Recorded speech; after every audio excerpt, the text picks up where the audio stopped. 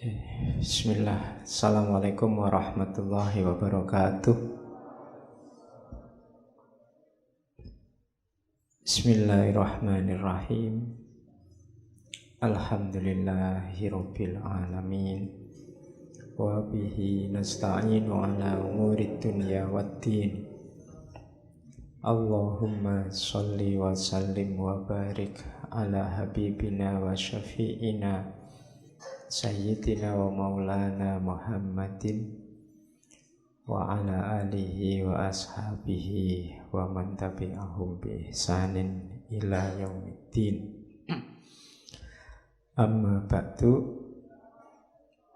Bismillah, kita awali ngaji kita malam hari ini pas di hari libur, hari Isra Mi'raj. Harusnya temanya Isra Mi'raj ya. Cuma ya enggak apa-apa, kita cari tema lain. Ya yang penting kita ambillah sedikit hikmahnya Isra Mi'raj dalam kehidupan kita. Sebenarnya ada banyak pelajaran yang bisa kita ambil dari peristiwa besar Isra Mi'raj itu. Ya selama ini kita menikmati Isra Mi'raj itu hanya sebagai hari libur. Banyak momen-momen penting yang kita nikmati hanya sekedar sebagai hari libur.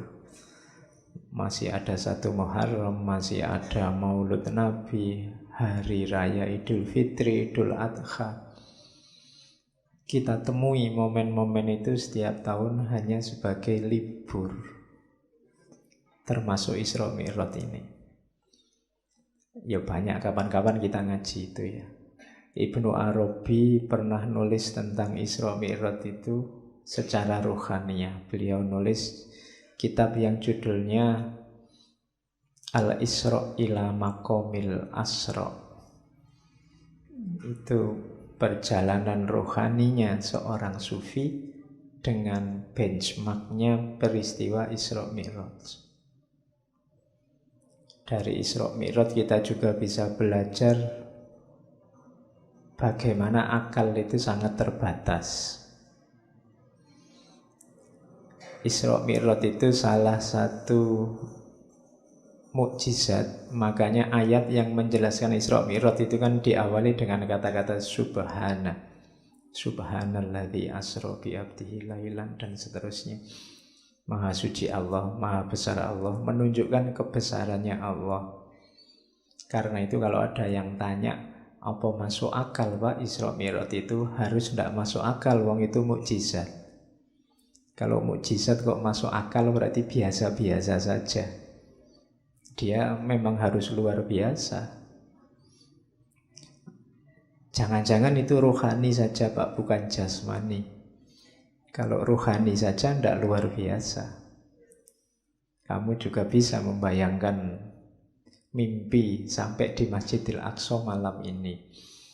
Tapi karena ini peristiwa luar biasa, bisa dipastikan jasmaninya juga. Buktinya apa? Allah menyebut subhanalladzi asra bi abdihi. Bi abdihi itu hambanya. Jadi masih di level kehambaan, berarti jasmani dan rohaninya, tidak cuma rohaninya saja. Dan itu asro itu memperjalankan. Pelaku utamanya adalah Allah, bukan Nabi. Kalau pakai bahasa kita sekarang, Nabi Muhammad itu dipiknikkan oleh Allah, bukan piknik sendiri. Dari Masjidil Haram ke Masjidil Aqsa dan seterusnya. Iklan dulu ya, ada pesawat.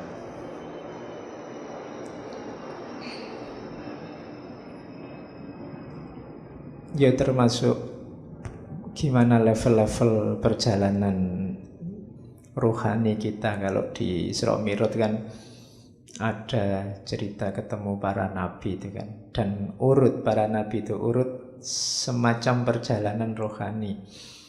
Di langit pertama ketemu Nabi Adam, Di langit kedua ketemu Nabi Isa dan Nabi Yahya. Di langit ketiga ketemu Nabi Yusuf. Di langit keempat ketemu Nabi Idris, simbol intelektualitas. Nabi Yusuf simbol kematangan. Nanti Nabi Isa, Nabi Yahya simbol kepemudaan, gairah. Kemudian di langit kelima ketemu Nabi Harun yang pinter orasi, pinter ceramah. Di langit keenam ketemu Nabi Musa yang tegas. Di langit ketujuh ketemu Nabi Ibrahim, puncaknya spiritualitas. Ini momen-momen perkembangan rohani. Ada maknanya, cuma kapan-kapan saja yang ngomong itu. Sekarang sudah kita sepakati untuk bulan ini kita ngomong tentang akhlak lagi, moral lagi. Ya, mendinginkan mesin lah ya. Sebelum kita memasuki bulan Ramadan, kita bersih-bersih, kalau orang Jawa kan gitu. Setelah kemarin-kemarin kita ngomong barat-barat yang agak agresif, yang mungkin di beberapa hal tidak cocok sama hidup kita, bulan ini kita dinginkan mesinnya dengan akhlak. Kebetulan malam ini kita ketemu kakek kita sendiri dari Indonesia. Kita ketemu beliau. Insya Allah sudah sangat terkenal dan sangat kita kenal.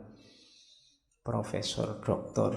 Haji Abdul Karim Amrullah. Saya tidak harus banyak cerita tentang beliau ini, pasti kalian sudah tahu. Kalau belum tahu, kebangetan. Ya, kalau di toko-toko yang lain saya kasih pengantar lahir kapan, momen-momen krusial dalam hidupnya kapan. Kalau ini saya kira tidak usah. Kalau ada yang masih belum, cepat-cepat setelah ini pulang dibaca ya, riwayat hidup beliau. Bagaimana perjalanan hidup beliau. Akan ada banyak momen yang sangat banyak yang bisa kita teladani. Oke, cuma malam ini kita tidak akan bahas semua. Saya hanya bawa satu bukunya beliau, Lembaga Budi. Sedikit saya cerita tentang budinya Hamka ini. Hamka ini dikenal sebagai tokoh yang selain istiqomah, beliau juga budinya baik. Mudah memaafkan, kemudian tidak kaku dalam beragama. Ada cerita Hamka ini nanti aktivitasnya dari Masyumi, nanti kemudian Muhammadiyah. Tapi banyak cerita tentang bagaimana kalau urusan yang ikhtilafiyah, Hamka ini toleran. Beliau banyak disengsarakan oleh rival-rival politiknya, tapi nanti di akhir hidupnya bisa memaafkan. Bahkan rival-rival ini minta tolong beliau, seperti Soekarno, Muhammad Yamin. Itu di akhir-akhir hidup mereka inginnya disolati dan didoakan oleh Hamka setelah meninggal, termasuk sama Pak Pramudia. Pak Pramudia itu dulu sama Hamka ada sedikit masalah karena lewat hariannya Pak Pramudia, Hamka ini nanti diserang, dituduh plagiat. Cuma nanti belakangan waktu Pak Pram ini mau mantu, anaknya namanya Astuti, sama Pram, calon mantunya disuruh belajar agama dulu ke Hamka. Dan sama Hamka tidak apa-apa, tidak mentang-mentang dulu mantan musuh lah kok enak, tidak ada gitu. Tetap diajari, diislamkan. Itu budi namanya. Oke, kenapa judulnya bukan akhlak tapi lembaga budi? Itu perlu kita bahas. Budi itu dari bahasa Sangsekerta. Ya, masih ingat kan Buddha itu mengalami pencerahan di bawah pohon Bodhi, masih satu akar kata. Kita juga punya istilah budaya, masih satu akar kata. Orang zaman dulu di naskah-naskah buku-buku ilmiah zaman dulu sering pakai istilah tidak cuma akal, tapi selalu akal budi. Tidak sekedar rasio, tapi ada kalimat budinya. Kemudian ada juga budi pekerti. Itu kalian harus cari rahasianya. Jangan-jangan orang dulu lebih arif daripada kita dalam penggunaan istilah-istilah. Budi dari bahasa Sangsekerta kadang diartikan akal memang, tapi lebih dekat pada makna kesadaran atau akal yang sadar. Itu budi. Makanya ada budi pekerti, berarti tindakan yang dilandasi oleh kesadaran. Dan itu nanti hasilnya ya bermoral. Ada juga akal budi. Jadi akal yang dijalankan dengan penuh kesadaran, penuh pertanggungjawaban. Jadi di buku-buku filsafat zaman dulu itu juga pakai istilah akal budi, tidak cuma akal. Apalagi akalnya double, nanti lahirnya akal-akalan. Kalau sudah akal-akalan bukan akal lagi. Ya, makanya kita ada hutang budi. Tidak ada istilah hutang akal. Hutang budi itu berarti ada orang berbuat baik pada kita, kita merasa bertanggung jawab untuk balik melakukan perbuatan baik juga. Saya lupa itu pernah lihat film yang perbuatan baik di model kayak MLM. Model MLM itu kalau ada orang berbuat baik padamu sekali, kamu bertanggung jawab melakukan perbuatan baik 3 kali pada 3 orang. Nanti yang dapat perbuatan baikmu sekali ini juga dia bertanggung jawab cari downline untuk berbuat baik juga 3 kali ke bawah. Nanti terus gitu, nanti isinya banyak orang baik. Kalian boleh bikin jaringan MLM kebaikan, bukan MLM yang biasa-biasa itu. Itu kan inspiratif. Jadi kalau cuma yang baik-baik ya, bukan yang jelek-jelek. Nanti orang nyontekin kamu sekali, saya contekkan ke teman yang lain 3 kali, nah gitu.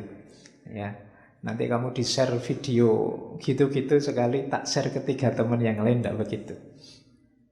Perbuatan baik ya, bukan share yang ceramah kebaikan itu.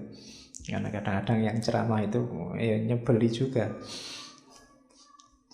Oke, kita lihat bukunya Hamka, Lembaga Budi.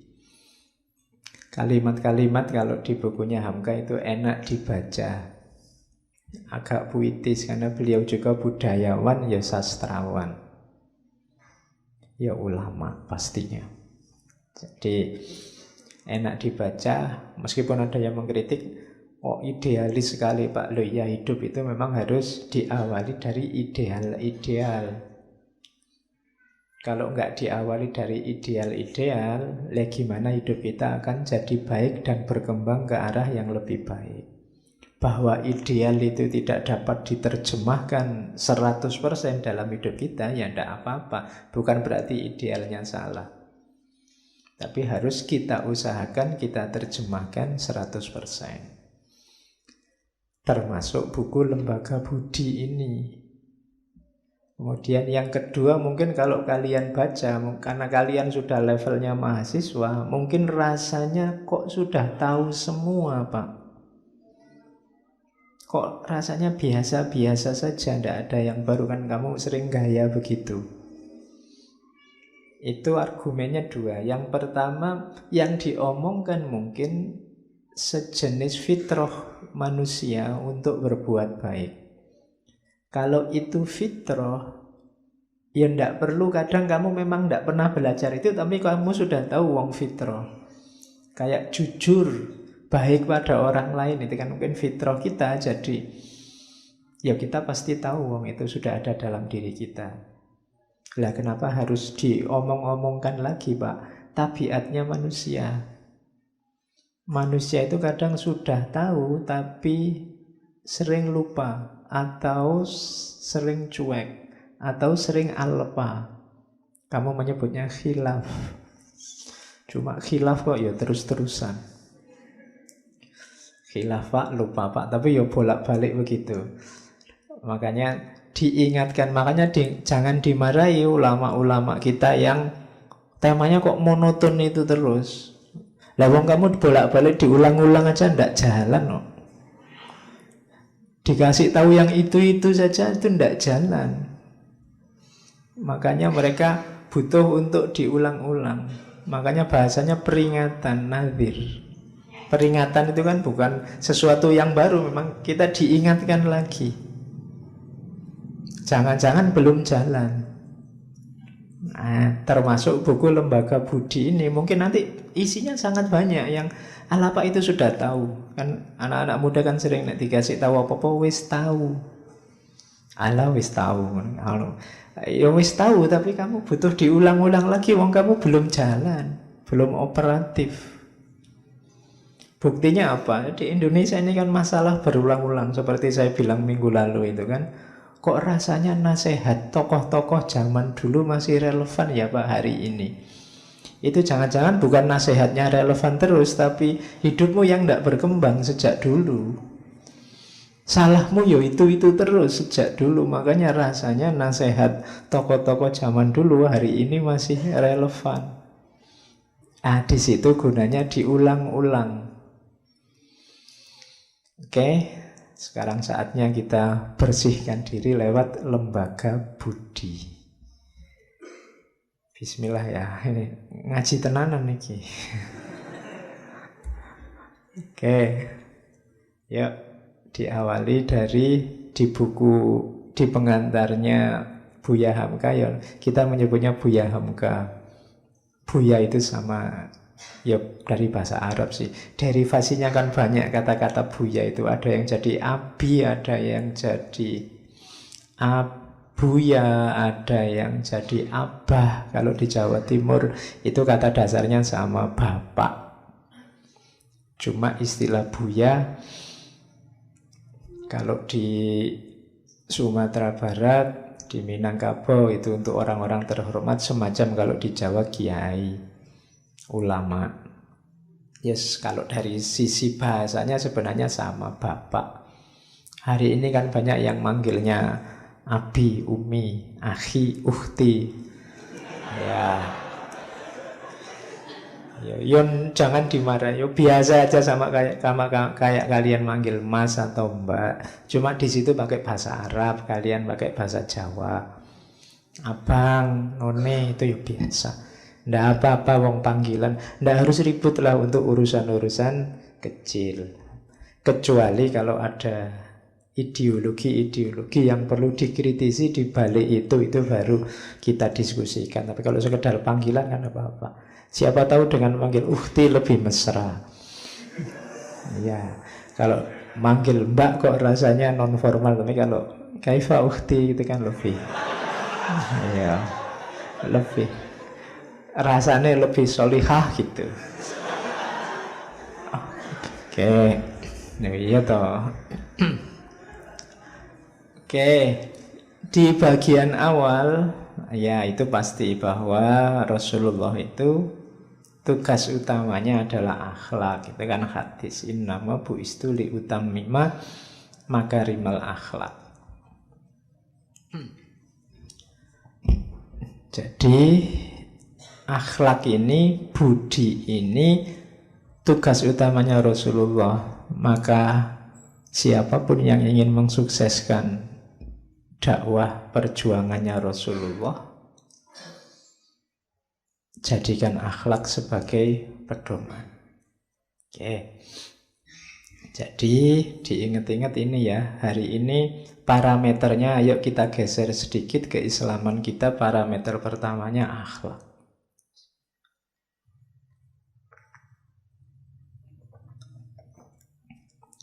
Karena kata Rasulullah, innama bu'istu li utammima makarimal akhlak. Yang kedua itu syair dari Sauki Bek. Dikutip juga oleh Hamka, sesungguhnya keberadaan bangsa-bangsa itu karena akhlaknya. Kalau akhlaknya lenyap, maka lenyap pula bangsa itu. Jadi hati-hati, keberadaan kita sebagai bangsa, katanya Saukibek yang dikutip oleh Hamka, ada di akhlak. Prihatinkanlah fenomena apapun yang menunjukkan kerendahan budi, kerendahan akhlak. Karena itu akan mengancam eksistensi kita sebagai bangsa. Ya, pertama-tama mengancam eksistensi kita sebagai manusia. Manusia akan punah dengan punahnya moralitas, punahnya akhlak. Kalau tidak percaya boleh dicoba. Hari ini boleh kamu deklarasikan, setiap orang boleh melakukan apa saja sesuai keinginannya, tidak usah peduli aturan apapun. Kalau malam ini turun wahyu semacam itu, percayalah besok pagi sudah kiamat. Sudah rusak tidak karu-karuan. Orang memenuhi keinginannya sendiri, hasratnya sendiri, nafsunya sendiri. Wis pulang dari sini kamu nginep berdua, kemudian besok pagi ada barangnya, siapa kamu ambil. Begitu moral selesai, rusak. Kita punya beberapa kali pengalaman kerusuhan massa. Itu bukti paling nyata ketika orang tidak lagi peduli moralitas dan akhlak. Jadi sesungguhnya kelestarianmu tergantung pada akhlak, kepunahanmu tergantung pada akhlak. Ini sajaknya Saukibay. Maka kalau sekedar beda pandangan, beda pilihan calon presiden, beda pilihan caleg, tidak masalah. Kamu tidak harus terlalu galau, tidak harus terlalu gelisah. Tapi kemerosotan moral ini tanda-tanda kita akan segera hancur. Prihatinkanlah, carikan solusi kalau memang ada. Sama itu kayak sebenarnya itu syair, maksudnya sama. Tegak rumah karena sendi, runtuh sendi, rumah binasa. Sendi bangsa ialah budi, runtuh budi, runtuhlah bangsa. Jadi ingat-ingatlah tentang akhlak dan budi. Jadi budi itu penting. Saya tidak tahu ya, mungkin karena ini dulu waktu saya SD, buku pelajaran SD itu tokohnya namanya Budi. Mungkin biar kita ingat selalu bahwa budi itu penting. Kan selalu ini Budi, ini Bapak Budi. Itu mungkin di antara rahasianya itu mungkin itu ya. Jadi karena budi itu penting, kita harus selalu ingat budi, ingat akhlak. Kenapa? Yaitu sendinya bangsa. Sejak dulu kan kamu penasaran, ini budi anak mana ya? Ini budi kan kamu gitu. Mungkin ya budinya tidak ada, itu memang nama itu dipakai simbol biar kita sebagai bangsa perhatian dengan budi. Cuma saya tidak lihat buku pelajaran hari ini masih ada tidak ini budi, ini Bapak Budi itu. Kelihatannya budinya sudah hilang sekarang. Oke. Itu bagian-bagian awal. Kemudian setelah itu Hamka ngomong tentang tokoh-tokoh. Ada Ibnu Miskawai, ada tokoh-tokoh yang lain. Saya ambil satu saja biar tidak terlalu bertele-tele. Ada penyakit-penyakit budi dari Muhyiddin Syekhul Akbar Ibnu Arabi. Ini yang saya sebut, kalian mungkin sudah tahu. Ini pengingat saja, jangan-jangan dalam dirimu masih ada ini. Kalau Nabi Muhammad sih aman. Nabi Muhammad itu kalau dalam sirah itu 3 kali beliau dibersihkan dari penyakit-penyakit ini. Pertama waktu kecil, kedua sebelum menerima wahyu, ketiga sebelum Isra Mi'raj. Didatangi malaikat, dibersihkan batinnya. Nah, kalau kita harus membersihkan sendiri. Perhatikan, jangan sampai ini mengotori batinmu. Inilah yang katanya Ghazali membuat batinmu gelap. Yang pertama fujur. Fujur itu tenggelam dalam syahwat, hawa nafsu. Hawa nafsu itu hasrat yang menggebu, menggelora untuk sesuatu yang tidak baik atau tidak penting, yang menyelewengkanmu dari jalan yang seharusnya. Itu fujur. Hati-hati kalau tiba-tiba kamu dilanda ambisi yang sangat kuat terhadap sesuatu. Coba dicek itu on the right track atau tidak. Kalau tidak, kemungkinan fujur. Ingin lulus cepat dengan nilai cum laude, dengan waktu tercepat, apapun caranya boleh. Itu hati-hati, kamu cek lagi, jangan-jangan kamu menempuh jalan fujur. Niatmu bagus, tapi apapun saja boleh, ini membahayakan, kamu terjebak dalam hawa nafsu.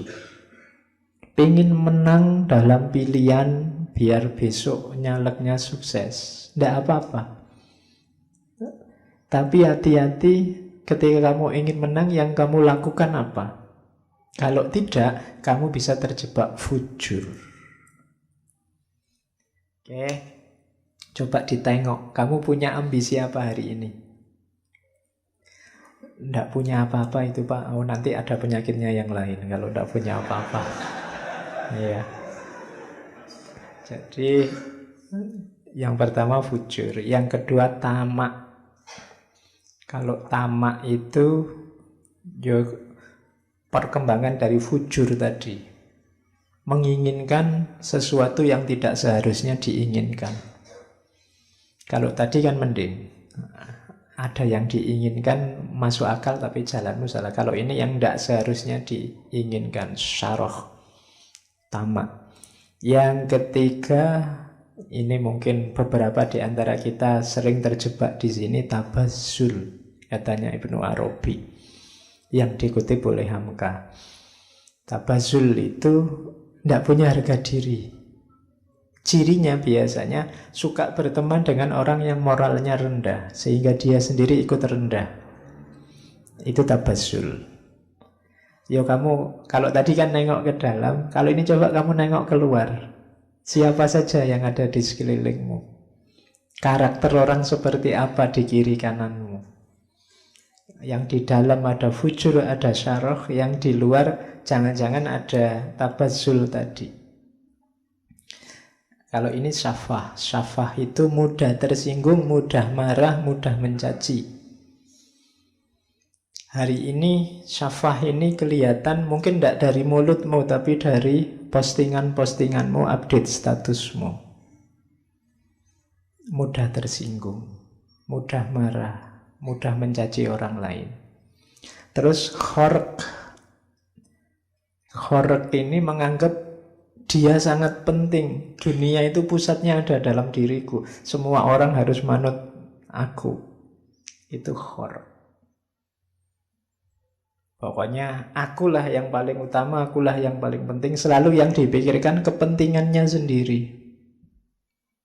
Pak, mbok ngajinya itu malam minggu gitu loh Pak. Kok malam minggu? Kan pas saya libur. Liyo kamu.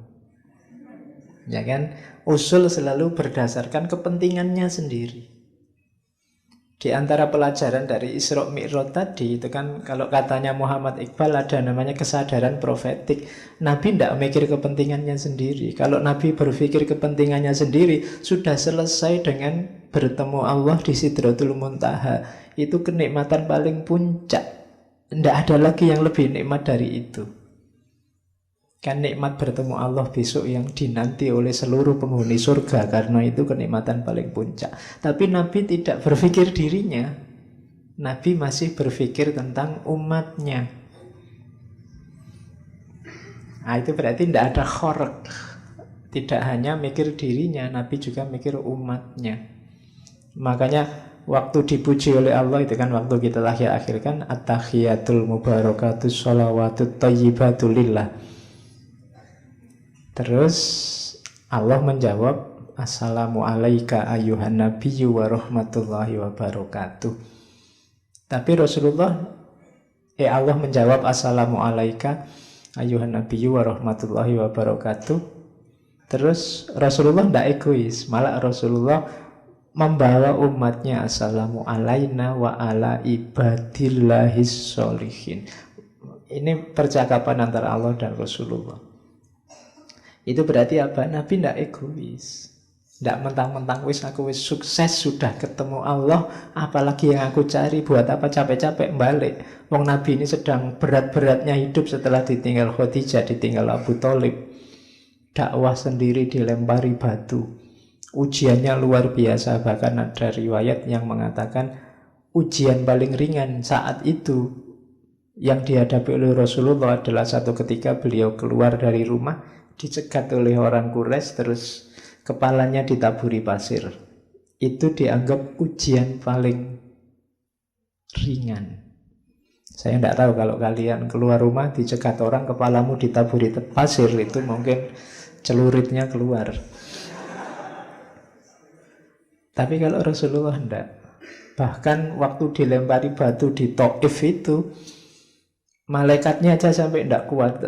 Katanya malaikat, Rasulullah kalau kamu mau bumi Taif saat ini juga aku balik.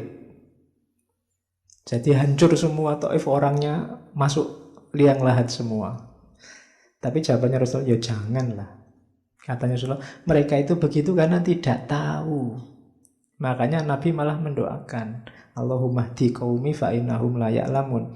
Ya Allah, beri hidayah kaumku, mereka itu tidak tahu. Jangan disiksa, orang tidak tahu kok. Nah itu Rasulullah mikir umatnya, tidak khork. Kan hari ini banyak orang yang difikirkan dirinya sendiri, terus tidak qasawah, tidak benci dan dendam. Ini juga yang kita susah. Kita biasanya suka sekali memelihara kebencian. Kalau sudah benci sama orang, kapanpun dan dimanapun dibawa kemana-mana. Wong kita memelihara kucing aja ditinggal di rumah, tapi memelihara kebencian kemana-mana kita bawa. Mbok yuk ditinggal sekali-sekali. Tapi kebencian dan dendam ini kita bawa terus. Itu qasawah. Apa sih untungnya kamu membawa kemana-mana benci dan dendam itu? Tidak ada untungnya selain kamu sendiri yang berat. Wong yang kamu benci itu tidak tahu kamu serepot itu membawa-bawa dirinya kemana-mana. Jangan-jangan yang kamu benci sedang senang-senang. Kamu sumpek terus dalam hatimu. Jadi kamu sibuk sendiri, sumpek sendiri, KO-KO sendiri. Tidak, jangan qasawah. Terus khodar itu memungkiri janji, mengkhianati ampunan. Kalau khodar itu sudah dimaafkan, berkhianat lagi.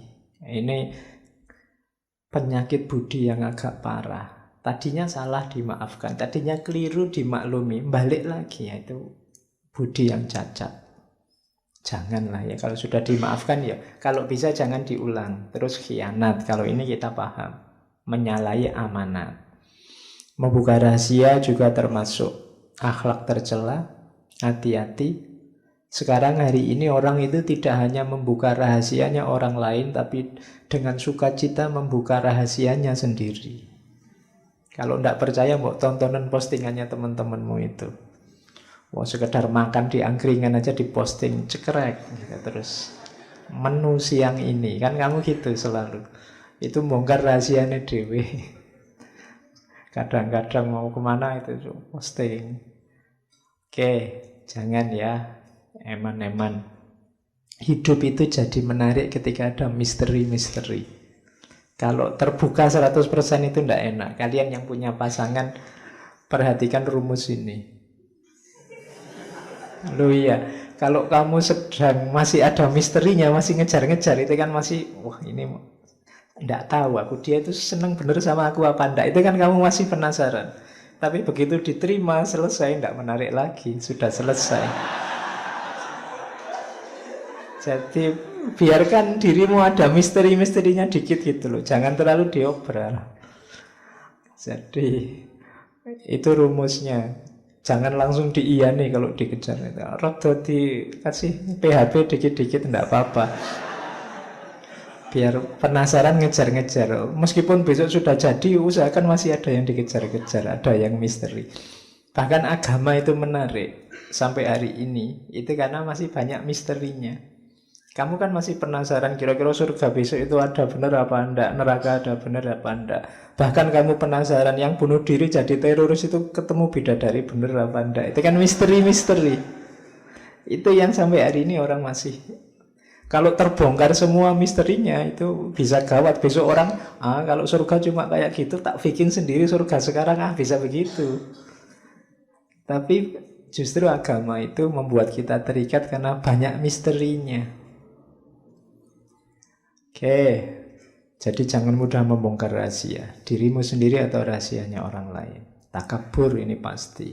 Biangnya semua kerendahan budi itu kesombongan. Kemudian khobas, niat jahat, niat saja kalau bisa jangan. Awas kau, hati-hati. Enggak usah begitu. Itu sudah niat jahat. Lihat saja 3 tahun yang akan datang. Enggak usah pakai begitu. Enggak usah dilihat 3 tahun. Sekarang aja yang enak-enak, ayo bareng-bareng. Khobas namanya, enggak usah niat jelek. Bahil juga jangan. Juben, pengecut. Jangan. Pengecut itu tidak berani ngambil resiko. Hasad, ini kita sudah tahu, jelek hatinya. Ingin orang lain susah. Kalau ada orang lain senang, dia sumpek. Itu hasad. Susah lihat orang lain senang, senang lihat orang lain susah. Itu berarti hasad. Hari ini tidak sadar kita sering hasad. Khususnya pada orang yang beda dengan kita. Termasuk yang beda pilihan dengan kita. Kalau kubu sana jelek, alhamdulillah. Ya kan? Kamu kan gitu setengahnya. No, bener toh? Nah, kamu sedih gitu. Itu namanya seneng lihat yang lain jelek. Dan susah kalau lihat yang lain baik. Sebenarnya diam-diam di hatimu ada rasa hasud. Dan kita disuruh berdoa untuk berlindung dari orang-orang yang hasud ini di surat Al-Falaq. Ya kan? Wa min syarri hasidin idza hasad. Karena orang hasad ini merugikan dalam hidup kita.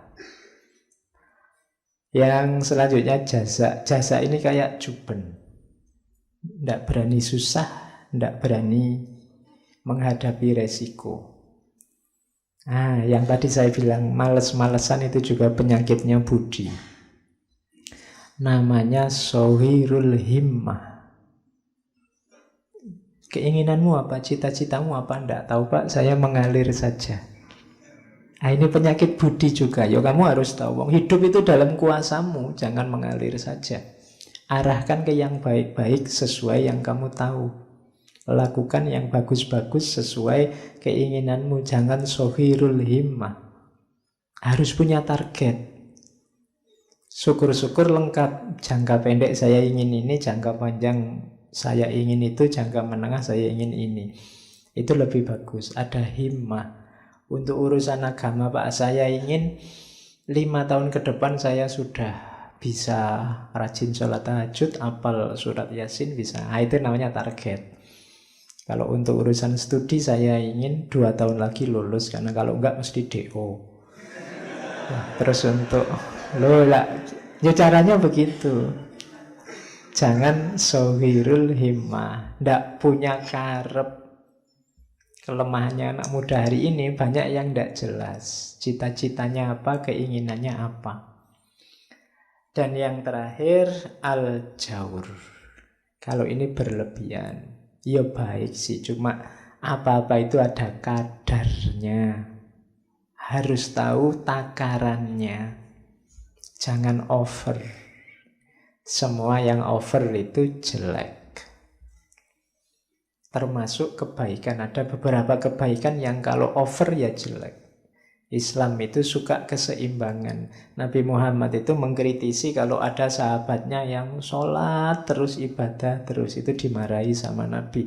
Yo sholat, yo istrimu diopeni, ya kerja.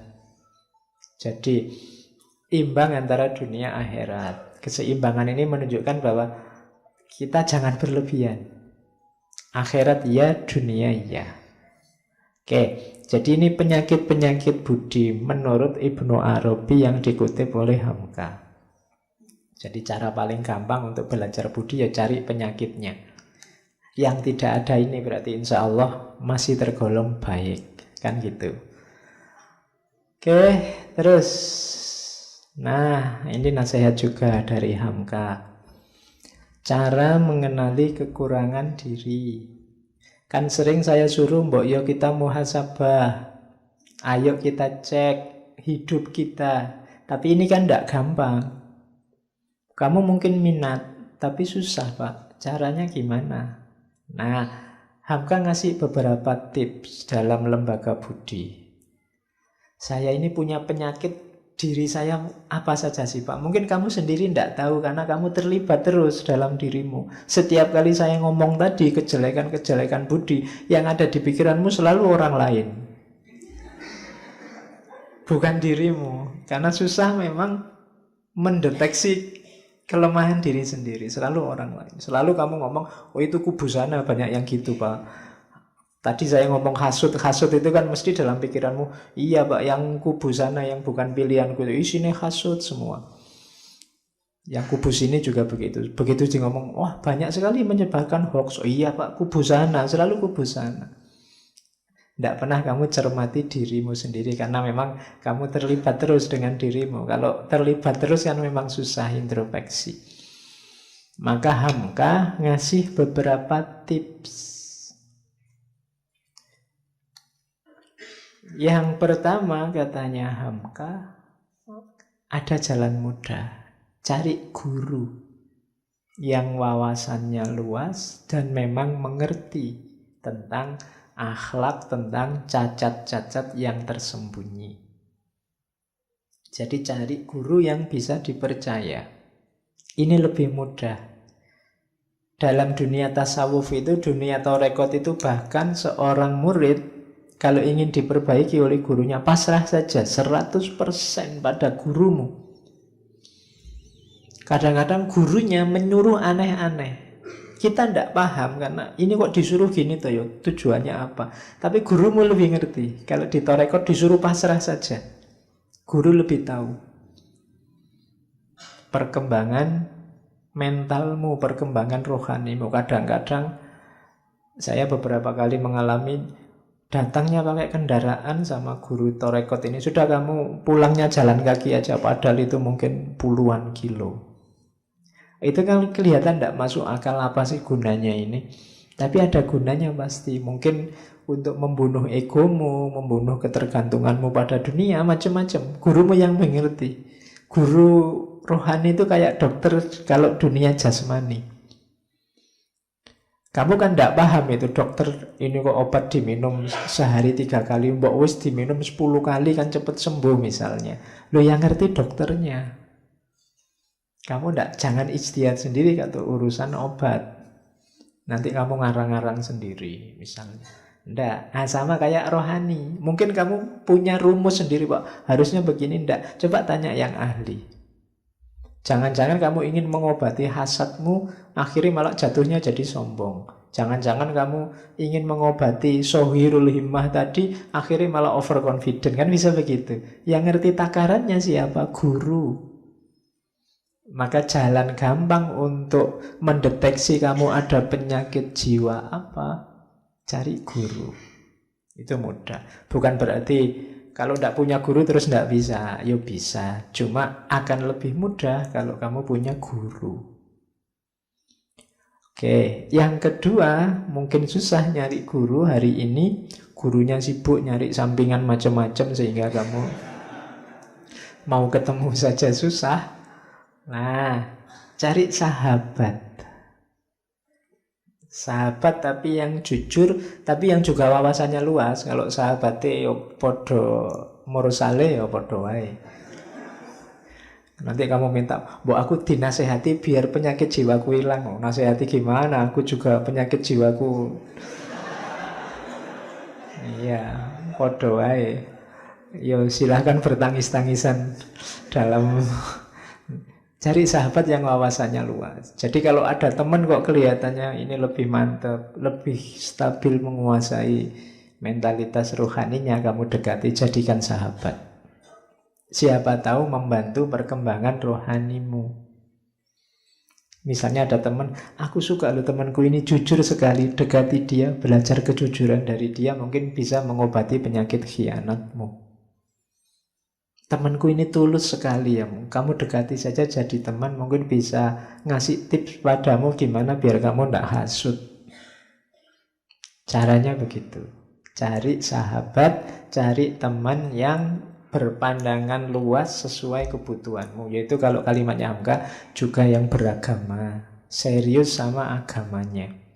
Biasanya lebih mudah dipercaya. Sahabat tidak punya, guru tidak punya. Ada tips lagi. Dengarkan musuhmu. Ini agak unik. Musuh itu biasanya yang bisa cepat menemukan jelekmu di mana. Iya, musuh itu kan selalu nyari jelekmu ada di mana. Berarti gampang. Kalau kamu ingin, saya itu jeleknya di mana, kok tidak tahu, cari musuhmu. Aku itu salah apa padamu? Nah, dengarkan jawabannya. Ya. Oh, berarti salahku di situ.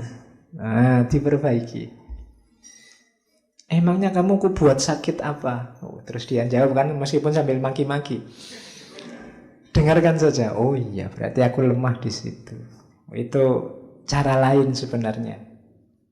Jadi cari musuh. Yo, meskipun kalau merasa tidak punya musuh, yo jangan bikin-bikin musuh. Nanti kamu tidak punya musuh, nanti bikin-bikin musuh. Nggak. Kalau kebetulan ada orang yang tidak suka sama kamu, yang benci sama kamu, ayo kamu manfaatkan kebenciannya untuk kebaikanmu. Nah, kan enak ini kan. Selama ini kan kebencian kamu lawan dengan kebencian, sehingga yang kamu dapat hanya rasa dendam tadi. Nah, sekarang ada orang benci sama kamu, biarkan dia ngomong banyak. Maki-makilah aku, bongkarlah semua kejelekanku, silahkan aku tunggu. Alhamdulillah aku bisa muhasabah, tidak capek-capek.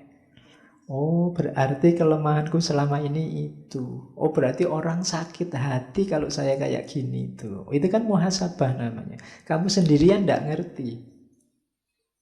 Makanya kalau kamu punya akun medsos, ada orang maki-maki, ada orang benci, loh, alhamdulillah ada orang ngasih pelajaran gratis. Ah, berarti kelemahanku di situ. Ini belajar ini aku. Oke, jadi ambil faedah dari musuh. Terus yang keempat, ya berajal dari pengalaman orang lain. Kalau ini membaca realitas. Oh, seperti itu ya jeleknya hasut itu. Berarti aku jangan begitu. Oh, seperti itu ya rusaknya kalau orang saling membenci, itu berarti aku jangan begitu. Nah, itu cara mengenali kekurangan diri. Jangan masuk ke lubang yang sama yang sudah dimasuki orang lain dan celaka. Kenapa kita bolak-balik mengulang kesalahan yang sama? Karena kita tidak belajar. Pak, yang dilarang kan kita melakukan kesalahan yang sama. Kalau kesalahan orang kan tidak, sama saja. Jadi kalau meskipun itu orang lain yang celaka, ya kamu jangan ngulang itu. Kan saya belum, Pak. Kan dia yang celaka, ya tidak begitu. Kan yang disebut rugi itu kan orang yang mengulang kesalahan yang sama. Ini kan saya baru kesalahan pertama, Pak. Ya tidak begitu. Kalau orang lain salah dan celaka dengan itu, masa kamu juga mau ikut celaka? Jadi belajar. Sangat banyak pelajaran sebenarnya kalau kita membuka mata, buka telinga. Hanya saja mungkin kita tidak peka, atau tadi batin kita agak gelap sehingga tidak bisa membaca lebih jernih pengalaman-pengalamannya orang lain. Jadi ada 4 jalan kalau ingin meningkatkan kualitas hidup kita, mengenali kekurangan kita. Bisa cari guru, bisa cari sahabat, bisa memperhatikan musuh kita, atau yang terakhir, perhatikan pengalaman orang lain. Makanya setiap detik hidup kita itu pelajaran demi pelajaran. Tidak ada yang tidak pelajaran. Untuk hidup kita biar lebih baik. Oke. Terus, setelah ini terus di buku Lembaga Budi itu tentang kebaikan-kebaikan budi-budi beberapa profesi. Kalau ini saya ndak harus menjelaskan panjang lebar ya. Kalian pasti sudah familiar dengan penjelasan-penjelasan ini. Bagi yang buka usaha, ayo bahasa sekarang mungkin wira swasta. Ingin kalian jadi majikan sendiri, buka usaha apa, perhatikan budi ini. Jadi moral itu selain demi kualitas usahamu juga kalau dalam agama ada namanya barokah. Jadi mungkin untungnya secara kuantitas jadi kecil, tapi barokah. Untungnya kecil, manfaatnya lebih besar daripada kuantitasnya. Yang kamu rasakan dalam hidupmu atau dalam hidupnya orang lain, itu namanya barokah. Di antara jalannya agar usahamu barokah, penuhi budi-budi ini, akhlak-akhlak ini kalau menurut Hamka. Yang pertama ilmu, itu pasti ya. Kalau tidak ada ilmu ya tidak mungkin kamu buka usaha, jangan nekat. Tidak ngerti ilmunya. Kalau main komputer, main HP tidak bisa, ya jangan buka usaha reparasi handphone. Itu namanya bunuh diri. Ya, jadi harus tahu ilmunya. Yang kedua percaya diri, pasti ya. Harus pede. Kalau masih ragu-ragu, dimantapkan lagi niatnya dan kepercayaan dirinya. Yang ketiga niat, kemauan. Yang keempat manajemen waktunya diperbagus. Yang kelima fokus. Kenapa banyak usahamu yang mungkin di antara kalian sekali dua kali pernah bikin usaha apa, biasanya tidak fokus, manajemen waktunya tidak bagus. Kemudian yang selanjutnya jujur, itu pasti ya, dan amanat, menjaga kualitas, memahami keinginan orang banyak, ngerti yang diinginkan pasar. Promosi juga tidak usah ragu-ragu dan pintar melayani. Jadi ini untuk orang-orang yang ingin buka usaha, yaitu penjelasan tiap subnya banyak, silahkan dibaca sendiri. Bukunya kelihatannya bisa kamu di Google Book juga ada, beli tapi ya. Iya loh, kamu goleknya gratis terus. Kayak gini mungkin kamu lumayan, tidak usah baca bukunya Pak, dengerin ngaji ini selesai. Ya, dibacalah demi tadi barokahnya ilmu. Oke, kalau memang ingin serius mengkaji ini ya dikaji, dicari bukunya ya pinjam-pinjam di perpus, kelihatannya juga banyak. Terus kalau pedagang ini jangan spekulasi. Spekulasi itu ya kayak kamu borong semua terus kamu timbun. Besok kalau sudah barang langka kamu keluarkan sehingga harganya mahal, itu tercela. Jangan bersentuhan dengan uang palsu. Yang palsu-palsu tidak terpuji di ranah apapun. Uangnya palsu, barangnya palsu, orangnya palsu. Itu pasti tidak barokah. Jalur yang jelek, mungkin kamu dapat sesuatu kan. Kamu sering kadang-kadang ditelepon orang nipu, WA-mu dibajak untuk nipu, itu kan kita sumpek dengan itu. Orang yang melakukan penipuan merasa asing, penting untuk duit, beres. Tapi hidup kita tidak sesederhana itu sekedar dapat uang. Ada namanya manfaat dan barokah. Mungkin kamu dapat uang banyak, tapi kalau tidak barokah, tiba-tiba kamu sakit, sebanyak apapun uang hanya habis untuk pengobatan. Itu namanya, orang menyebutnya tidak barokah. Jadi jangan hanya mengejar kuantitasnya. Wah, kalau saya punya uang 1 miliar Pak, apa saja saya beli. Kamu dapat 1 miliar terus masuk penjara. Apa yang mau kamu beli, kamu di penjara. Nanti hartamu disita semua, tidak cuma yang 1 miliar itu, akhirnya semuanya habis. Nah, itu namanya tidak barokah. Jadi jangan hanya mengejar kuantitas, jangan bersentuhan dengan yang palsu-palsu, termasuk kata-kata palsu. Kata-kata palsu itu memuji berlebihan, mencela berlebihan. Itu palsu. Nyatakan kalau ada cacat apa adanya, jangan curang, jelaskan harga resminya. Mungkin kalau kamu mau jujur, ya saya ngambil untung sekian, harga pasarnya sekian. Oke, itu budinya pedagang. Kalau ini insya Allah kalian pahamlah dengan membaca satu kalimat. Kalau ini guru, ini kan akademisi semua. Guru punya beberapa budi penting. Yang pertama yang saya catat dari tulisannya Hamka, jangan merasa ilmumu sudah tinggi. Bidang apapun. Meskipun mungkin kamu besok sudah profesor.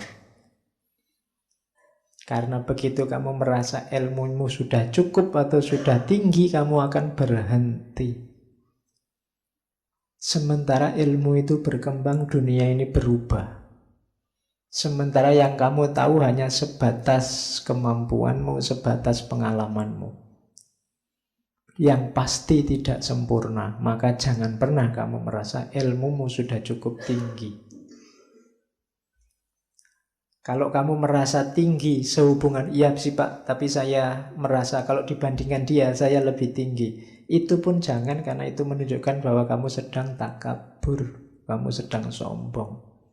Kamu lebih tinggi dari dia, siapa berani jamin? Ya kan? Mungkin di bidang ini kamu lebih tinggi, tapi di bidang yang lain dia lebih tinggi. Itu kan kayak cerita dalam sufi antara tukang perahu sama ahli bahasa. Ini di Masnawi juga ada. Jadi kan ahli bahasa ini sudah sombong. Suatu ketika ahli bahasa ini naik perahu, diantar oleh tukang perahu jalan-jalan ke tengah laut. Kemudian ngobrol berdua. Bapak ngerti nggak yang dimaksud kalimat majmu itu apa? Nggak ngerti. Gimana Bapak? Sudah tua gini kalimat majmu aja nggak ngerti. Bapak ngerti nggak yang disebut peribahasa itu apa? Apa saya nggak ngerti? Alah Bapak ini sudah tua, peribahasa aja nggak ngerti. Umurnya dihabiskan untuk apa sepanjang hayat ini? Terus ada badai, kapalnya mau terbalik, gantian tukang perahu. Bapak bisa berenang lah? Nggak bisa. Oh ya. Ya, tukang perahunya ndak marah, cuma ya selamat tinggal kalau gitu Pak, karena ini sebentar lagi tenggelam. Ya. Jadi ndak kemampuanmu sepinter-pintermu paling kan di bidangmu. Di bidangnya orang lain mungkin kamu ndak tahu apa-apa. Jangan merasa lebih tinggi dari siapapun. Bahkan di bidangmu sendiri jangan merasa sudah cukup. Terus luaskan pergaulan. Karena ilmu itu ya butuh dukungan yang lain. Kalau di sekolah, di kampus ya dengan wali, dengan mahasiswa, murid yang lain, dengan guru yang lain, dengan masyarakat harus luas. Terus kalau yang kedua luas, yang ketiga luas. Bisa bergaul dengan siapa saja. Jangan milih-milih, jangan merasa elit. Kalau kamu pulang kampung besok jangan merasa sarjana Terus kalau ngomong orang sak kampung tidak paham belas. Ya. Kamu pakai bahasa tinggi-tinggi, menjelaskan santai-santai, kamu terus tanya, ini hermeneutiknya bagaimana? Ya. Nah, kamu kan sering gitu. Ya wong kampung ya tola-tola hermeneutik panganan opo. Iya, ya kamu dipinterkan, kamu pinter ini kan diberi kesempatan oleh masyarakat.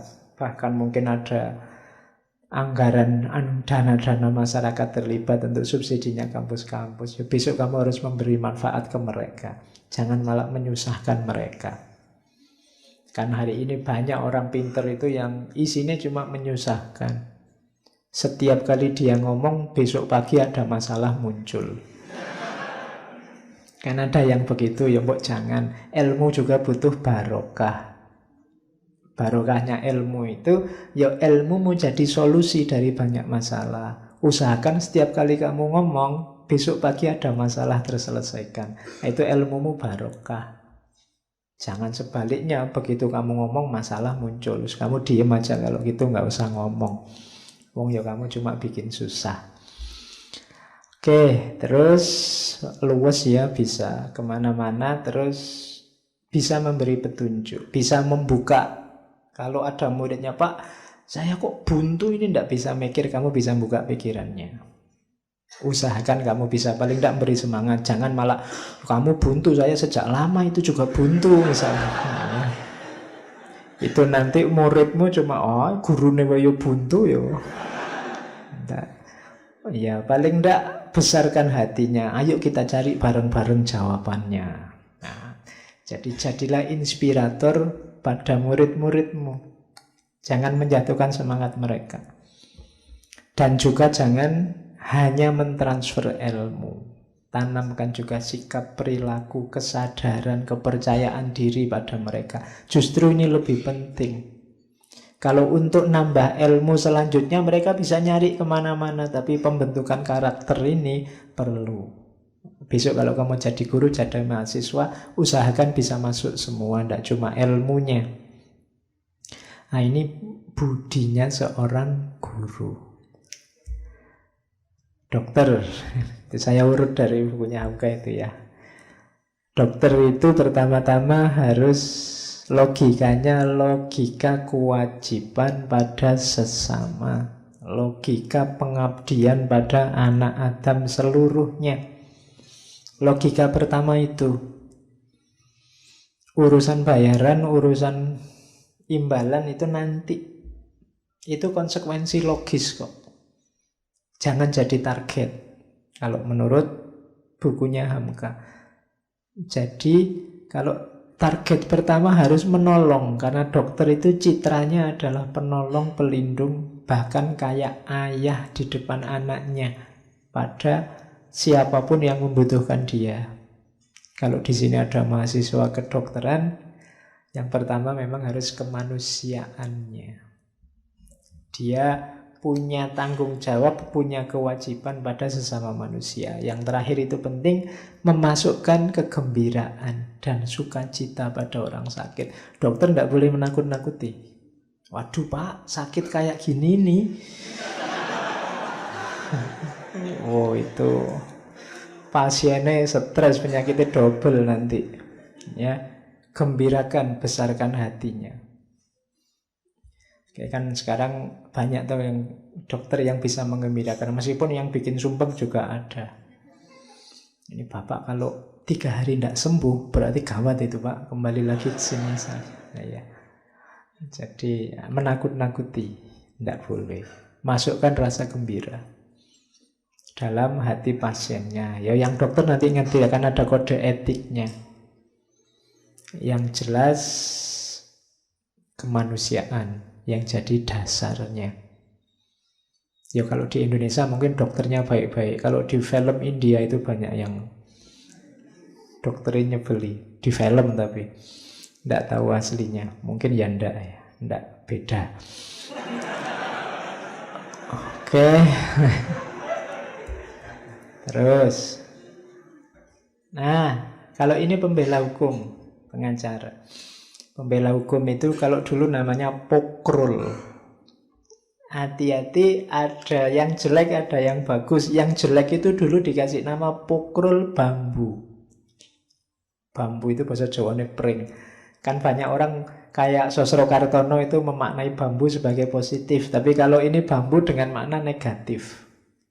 Pokrul bambu itu orang yang banyak ngomongnya tapi isinya kosong. Kalau kamu bikin kentongan dari bambu itu kan dipukul kan keras itu. Tapi jangan isinya nggak ada apa-apanya. Keras di luar, dalamnya kosong. Lebih banyak nipunya daripada benernya. Ini namanya pokrul bambu. Bener salah nggak penting, yang penting aku ngomong biar menang. Itu disebut pokrul bambu. Dari pokroul bambu ini nanti terkenal istilah debat kusir. Debat kusir itu ya debat yang tidak produktif, yang dicari menang kalah. Logikanya tidak runtut, yang penting menang. Orang-orang semacam ini disebut pokroul bambu. Nah, kalau kalian lihat TV nanti banyak. Tidak ada isinya ngomong tok, yang penting menang. Dia sudah puas kalau lawan bicaranya jatuh. Targetnya cuma itu, bukan perbaikan sosial, bukan kemuliaan kemanusiaan. Yang penting musuhnya kalah, mau itu tok. Itu namanya pokroul bambu. Yang baik itu pembela hukum ya pokroul, tapi pokroul yang bertanggung jawab, berilmu, berpengetahuan, bijaksana, kuat hujahnya.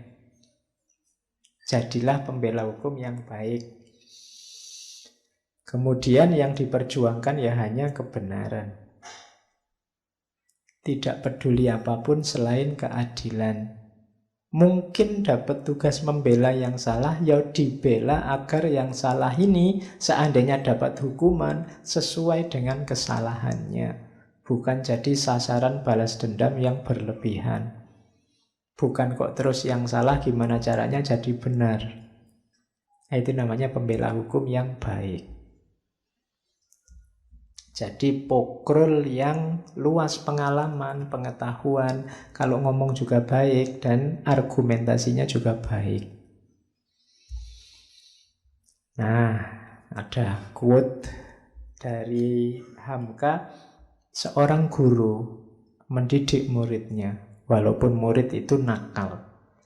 Seorang pembela membela pesakitan walaupun yang dibela bersalah.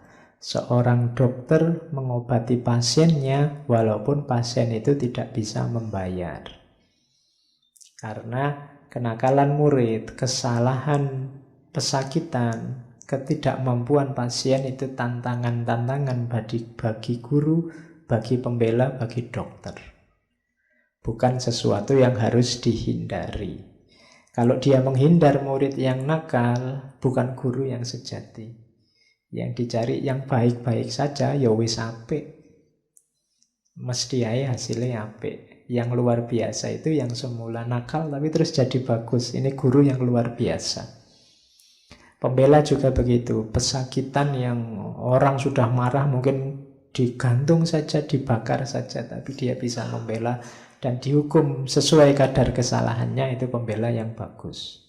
Dokter yang mengobati yang tidak bisa membayar, tidak apa-apa. Yang pertama-tama kemanusiaannya. Urusan bayar nanti kita cari bareng-bareng. Ah, ini dokter yang baik. Kalau versinya Hamka. Pak, kok ya relevan Pak sama hari ini? Itu Hamka kan ngomongnya dulu. Hamka itu lahir 1908, meninggalnya 1981. Kok masih cocok Pak? Ya berarti memang jangan-jangan situasinya tidak berubah sejak dulu. Oke, pengarang. Hari ini kan banyak pengarang ya. Kalian kan beberapa kan juga nulis-nulis buku. Perhatikan pengarang itu karakter-karakter ini.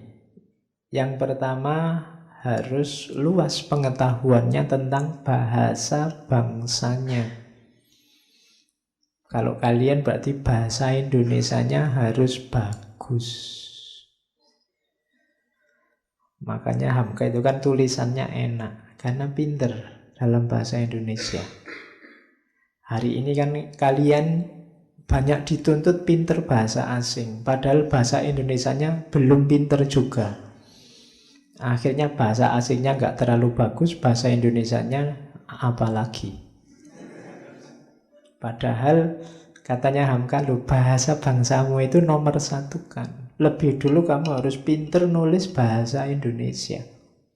Kalau bahasa Inggris ya kejarlah itu kalau mampu, kalau tidak bisa ada Google Translate, nggak usah khawatir. Tapi kalau bahasa Indonesia ini kamu wajib. Kalau kamu bilang, Pak mohon maaf saya bahasa Inggris tidak terlalu bisa, orang maklum, kamu memang orang Indonesia. Tapi kalau bahasa Indonesia, saya bahasa Indonesianya tidak bisa Pak, itu orang susah maklumnya. Lah kamu orang Indonesia. Harusnya lebih pintar bahasa Indonesia dibandingkan bahasa asing. Secara logis begitu. Ya belajar. Harus luas pengetahuannya tentang bahasa bangsanya. Yang kedua, pengarang itu, ini istilahnya Hamka ya, kaya simpanan otaknya. Isi kepalamu harus kaya. Pengarang kok isinya sedikit, tidak pernah baca, oh itu alamat. Begitu kamu ngadep laptop, bingung dibikin nulis apa terusan.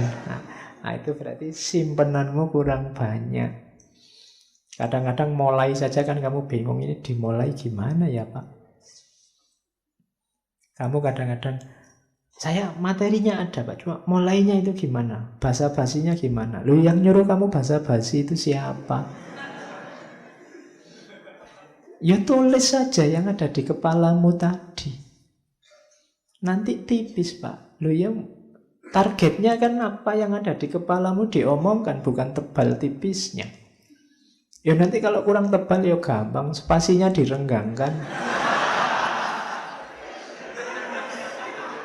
Kan tebal-tebal sendiri, fontnya dibikin 30 apa berapa.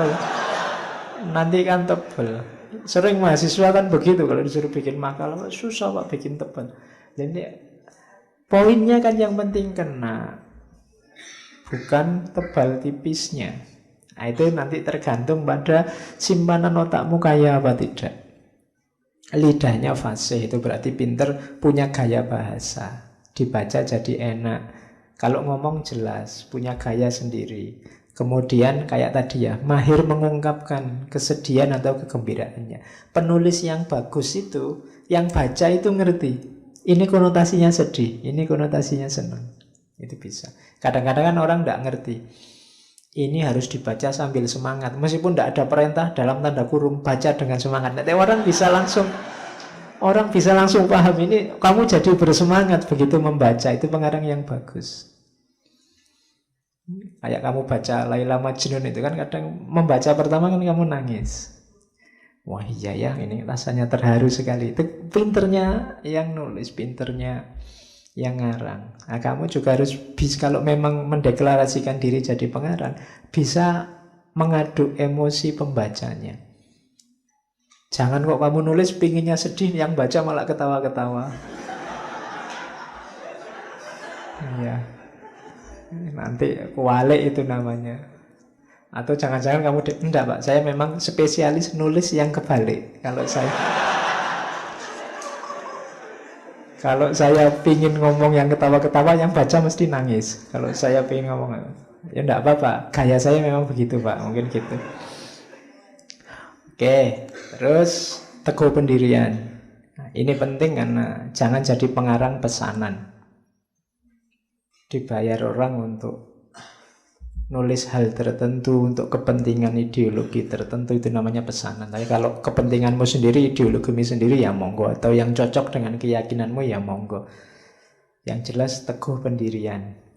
Sebenarnya niat mulianya pengarang itu meningkatkan kualitas kecerdasan bangsa. Jadi penulis itu gurunya masyarakat. Maka jangan nulis yang tidak ada manfaatnya, tidak ada pentingnya. Nulis ya yang bermanfaat. Sekiranya masyarakat naik digit kecerdasannya, jangan nulis yang merusak masyarakat. Nah itu kemuliaan pengarang. Oke, sekarang kita mulai bagian renungan budinya. Di bagian belakang buku Lembaga Budi itu ada 99 renungan tentang akhlak, tentang budi. Cuma saya tidak mungkin bawa 99 ke sini. Saya ambil dengan rumus sakarepku dhewe. Ya, ini kan cuma untuk menarik kalian tadi. Kalau pengen tahu 99 apa saja, ya baca sendiri. Saya bawa ke sini yang menurut saya mood aja untuk saya sampaikan di sini. Yang pertama, ini bukan yang paling awal sebenarnya. Kerap kali orang tua menyesali pemuda dan menuduhnya bekerja terburu-buru dan kurang pikir. Kerap kali orang muda menuduh orang tua lamban.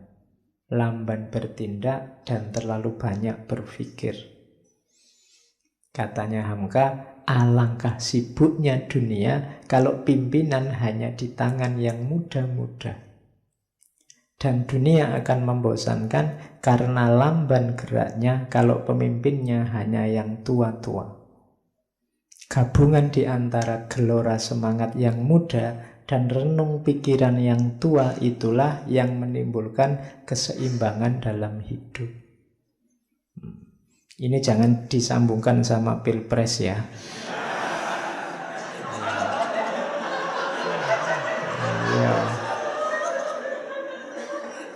Iya, itu sudah saya tebak. Kamu mesti menyambungkannya sama pilpres.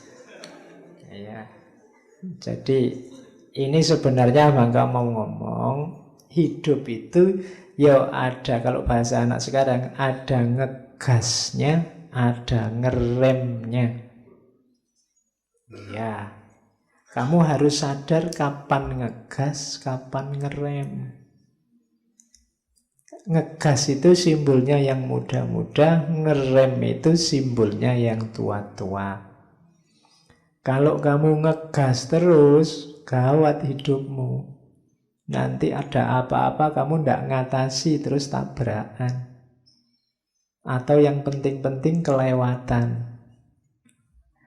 Kalau kamu ngerem terus, lah kapan maju nih? Kan gitu. Hidup ini ya perlu maju, tapi ya ndak gas terus-terusan. Kolo-kolo ya ngerem. Ngerem itu gunanya apa? Merenung, introspeksi. Apa ya sudah benar yang tak jalanin ini. Oh, masih benar, jalan lagi. Sampai beberapa waktu dicek lagi, direm lagi, dievaluasi lagi. Jangan evaluasi terus, nanti ndak maju-maju. Nanti kamu punya organisasi, kita rapat ya tiap siang. Gawenane rapat, terus kerjane kapan? Nanti keputusan rapat siang ini adalah kita akan rapat lagi Jumat besok. Iya.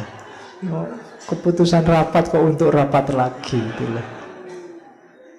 Jadi, ya jangan ngerem terus lah. Kapan kerjanya, kapan jalannya. Ning ya jangan jalan terus. Kita butuh evaluasi, ngecek sudah sesuai jalurnya apa enggak. Jadi hidup ini kamu harus, meskipun kamu masih muda ya tetap harus ada ngeremnya. Jangan mentang-mentang masih muda ngegas terus. Atau kalau ada yang sudah tua, ya jangan ngerem terus. Karena takut tabrakan saya Pak, tak rem terus. Ya ndak maju-maju, kamu hanya di garasi saja. Ndak keluar rumah itu namanya. Ya keluarlah, majulah, cuma jangan asal maju. Nah, itu nasihat pertama dari renungan budinya Hamka. Jadi hidupmu begitu, makanya umat Islam itu dalam setahun disuruh ngegas, waktu Ramadan ngerem. Jangan digas terus, ayo kita evaluasi. Makanya ngaji ini ya Ramadan libur lah, enggak apa-apa, waktunya ngerem.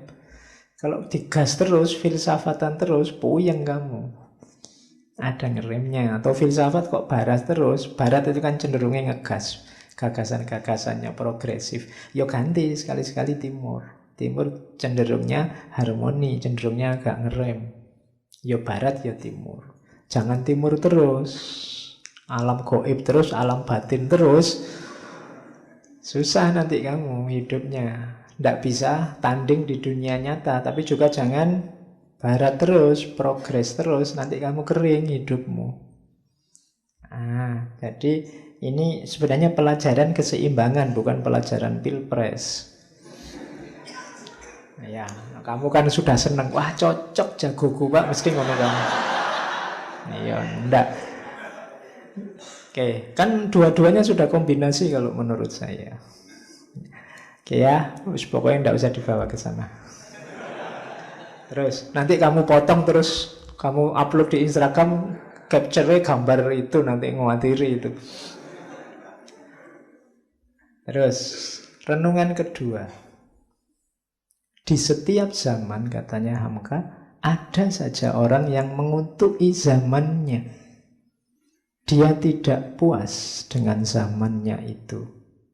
Banyak kita dengar orang-orang tua mengutuk zamannya, lalu menghayalkan kembali ke zaman yang telah lampau atau bernostalgia. Setengah orang lagi dari kalangan yang muda-muda mengutuki zamannya pula, lalu menghayalkan zaman depan yang penuh harapan. Pada hakikatnya tidak ada satu zaman pun yang sempurna baik, dan tidak ada satu zaman pun yang sempurna buruk. Tetapi yang terang ialah bahwa jarum zaman tidak dapat disurutkan lagi. Banyak orang yang hidup di masa lalu, ada orang yang hidupnya dalam mimpi masa depan. Kenapa? Dia tidak puas dengan zaman sekarang. Inginnya di masa lalu. Padahal orang masa lalu juga tidak puas dengan zamannya itu. Mungkin besok di masa depan kita juga tidak puas dengan zaman kita yang akan datang. Manusia memang, kalau katanya Quran kan punya tabiat pengeluh. Khuliqa halu'a.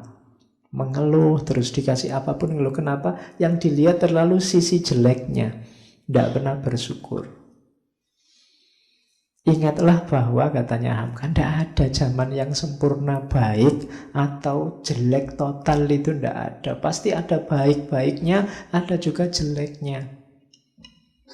Jagomu juga begitu. Tidak ada yang sempurna. Zaman siapapun. Boleh kamu sebut orde lama, orde baru, orde reformasi, presiden siapapun. Tidak ada yang sempurna. Kalau kamu nyari yang sempurna, kamu hanya akan jadi pengeluh. Siapapun nanti yang memimpin, kamu akan mengeluh.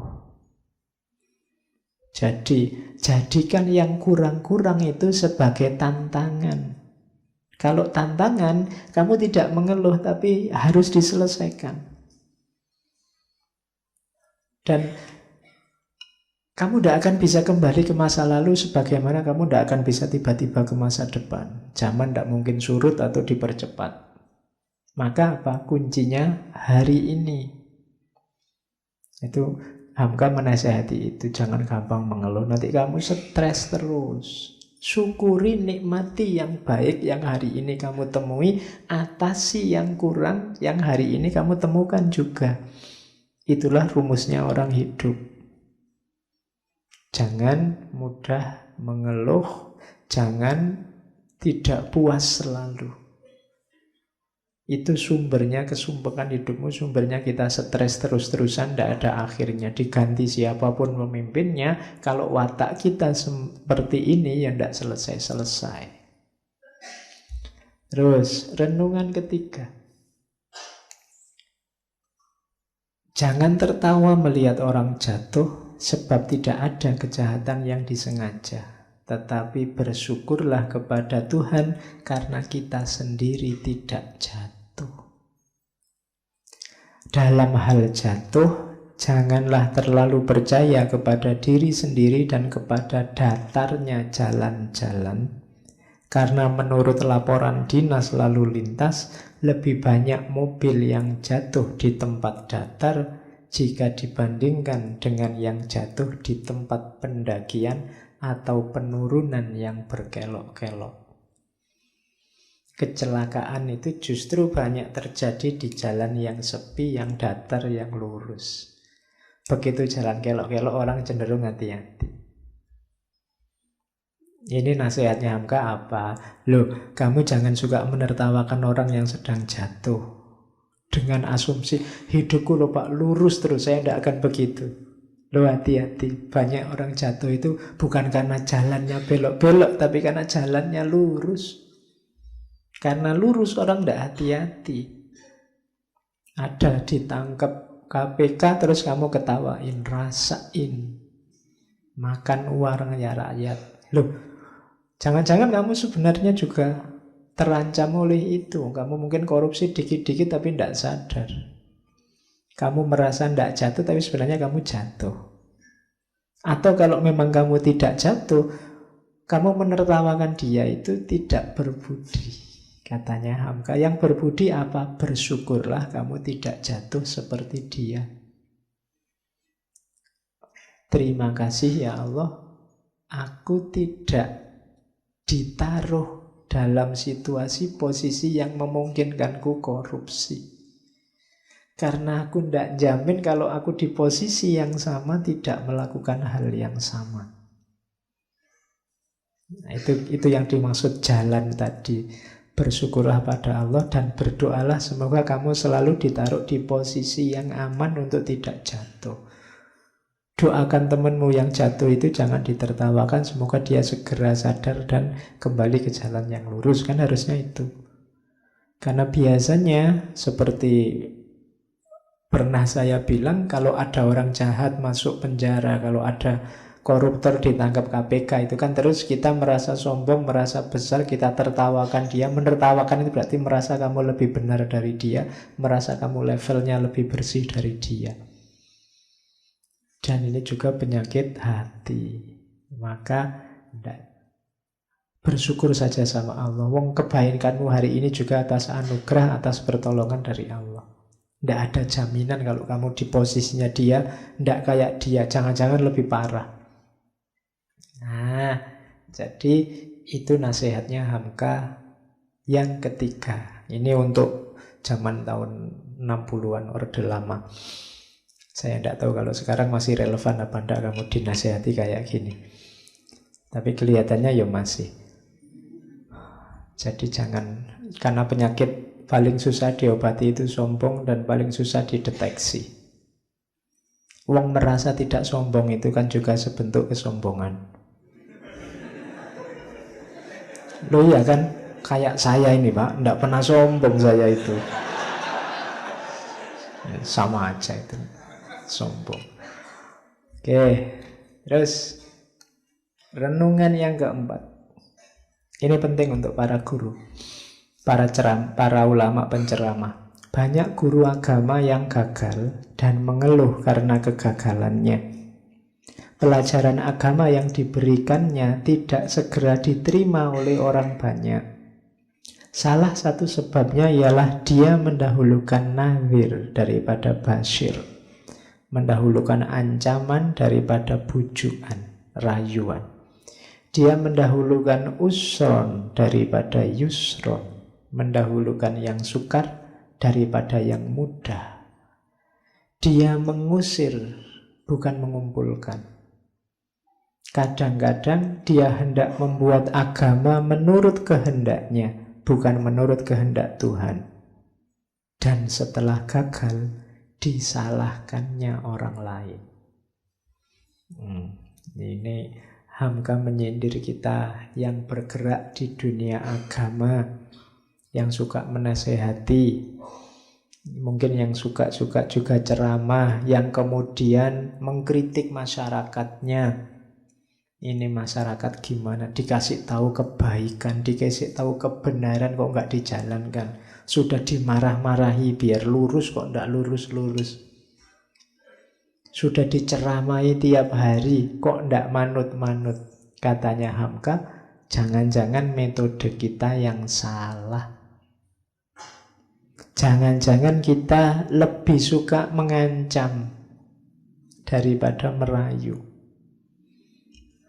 Dan banyak kan sekarang yang isinya teriak-teriak, marah-marah. Hati-hati nanti kamu disate di neraka. Itu kan ngancam.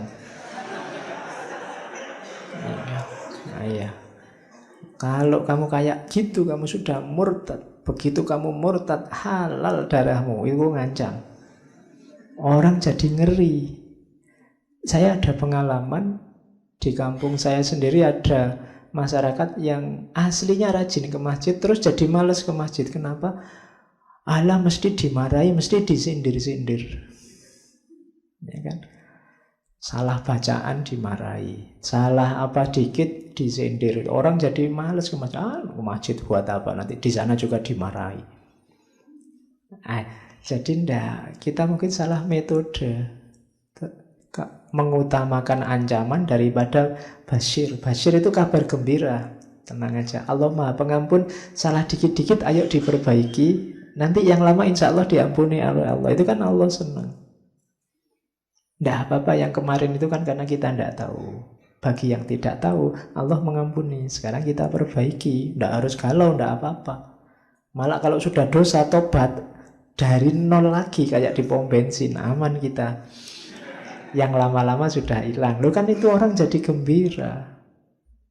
Daripada tiap hari diancam, disetrika lah, disate lah, beratnya. Atau jangan-jangan kita mendahulukan yang susah-susah. Begitu didahulukan yang susah, orang juga males. Barang siapa ngajinya ndak fasih, Fatihahmu ndak sah. Kalau Fatihahmu ndak sah, sholatmu batal. Waladol, wis. Kalau membaca huruf dot itu susah bang desa. Iya kan? Ngalaihim itu gimana? Alaihim di dalam sini anunya. Susah wis, ilate wong Jawa disuruh gitu. Susah duluan, orang lari. Kita dulu kan yang usron, bukan yang yusron. Kok gitu terus kita ngeluh. Besok ndak ada yang ke masjid, kita marah-marah. Gimana masyarakat ini? Jangan-jangan metode kita yang salah. Kita bikin orang lari terus.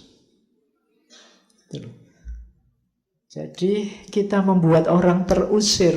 Yang ngusir ya kita sendiri. Tidak membuat orang berkumpul, tidak menarik. Para wali zaman dulu coba dilihat. Untuk menarik orang ke masjid, dikasih kentongan, dikasih tambur besar itu. Dulu kan itu orang, ini ada apa toh kok jangan-jangan ada pertunjukan musik nih. Itu kan ada kayak kentongan dipanggil datang itu. Oh enggak, di sini mau sholat. Kalau mau sholat itu kan membuat orang datang berkumpul. Sunan Kalijogo bikin wayangan itu kan. Hari ini wayangannya diharamkan. Loh, itu dulu membuat orang kumpul. Setelah orang kumpul, ajaran dimasukkan. Dan itu pelan-pelan. Orang kemudian jadi baik. Digarap dari akhlaknya, terus tauhidnya, pelan-pelan baru fikihnya. Jadi itu renungan yang keempat untuk para penceramah agama. Ayo diperhatikan, tugas kita menarik orang. Dakwah itu kan manggil. Da'ayat'u itu manggil. Jangan malah bikin orang lari. Kita harus bikin orang datang. Kemaslah semenarik mungkin. Jangan bikin orang ketakutan. Sekarang dengar takbir aja kan kita lari. Lagi asik-asik gini coba dengar Allahu Akbar, kamu bubar mesti. Iya. Bayanganmu mesti kerusuhan nih mesti. Iya.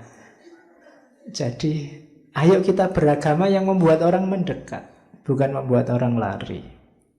Oke, itu nasihat Buya Hamka. Selanjutnya, terus nasihat kelima. Ini untuk intelektual, ilmuwan. Buya Hamka ngambil satu cerita tentang Imam Malik. Pernah ada orang bertanya pada Imam Malik, imam mazhab yang sangat terkenal, 20 masalah yang butuh penyelesaian secara ijtihad. Yang dapat dijawab waktu itu oleh Imam Malik cuma 3 masalah. Yang 17 masalah dijawab oleh Imam Malik dengan aku tidak tahu, saya belum tahu. Meskipun demikian, tetap orang menghargai, menghormati Imam Malik dan tetap dipandang sebagai mujtahid. Jadi, di antara integritas seorang ulama, seorang ilmuwan itu kejujuran. Meskipun mujtahid, meskipun ulama besar, meskipun qadhi. Kalau zaman dulu bahkan ada namanya qadil qudot, qadhinya para qadhi, pemimpinnya para qadhi. Itu ya kalau tidak tahu bilang tidak tahu. Jangan ngarang. Jangan mentang-mentang, wah aku ahli agama ya. Kalau ditanya agama tidak bisa jawab, gengsi nanti derajatku runtuh, statusku jangan-jangan dicopot sama masyarakat. Tidak usah khawatir. Kalau kamu tidak bisa jawab, bilang tidak tahu. Saya tidak tahu, saya belum tahu. Nanti mungkin saya cari-cari, saya baca-baca lagi. Itu masyarakat tidak akan hilang penghormatannya pada dirimu. Justru kamu semakin mulia karena orang tahu bahwa kamu jujur. Itu pelajaran buat kita. Kalau tidak tahu, bilang aja tidak tahu. Kamu tidak akan kehilangan integritas keilmuanmu dengan itu. Jadi tidak harus, wah saya mahasiswa filsafat, tapi kalau ditanya filsafat tidak ngerti, gengsi, no, dikarang aja lah. Toh filsafatnya sudah mati semua, filosofnya misalnya. Nah, enggak boleh gitu. Bahkan para ulama zaman dulu itu sangat tawadhu, ngomong apa saja kan selalu diakhiri wallahu alam bisawab. Wallahu alam di bisawab itu dia mau bilang bahwa Allah yang tahu yang paling benar, dan ini hanya sekedar sejauh yang saya tahu, cuma sekedar ini. Mungkin ada yang lebih benar, bisa saja. Nah, itu pelajaran dari Imam Malik yang dikutip oleh Hamka. Jadi besok kalau kamu jadi ilmuwan, ndak apa-apa, jujurlah kalau ndak tahu. Jangan merasa, mungkin nanti di antara kalian ada yang ulama, terus ulama itu kan selalu ditanya apa-apa sama masyarakat, tidak akan menjatuhkan martabatmu kalau kamu bilang saya belum tahu. Jangan memaksa jawab hal-hal yang kamu tidak tahu. Kalau kamu sesat sendirian ndak apa-apa, tapi ketika kamu semacam ini, kamu ndak cuma sesat tapi menyesatkan orang. Karena kamu diikuti oleh masyarakat.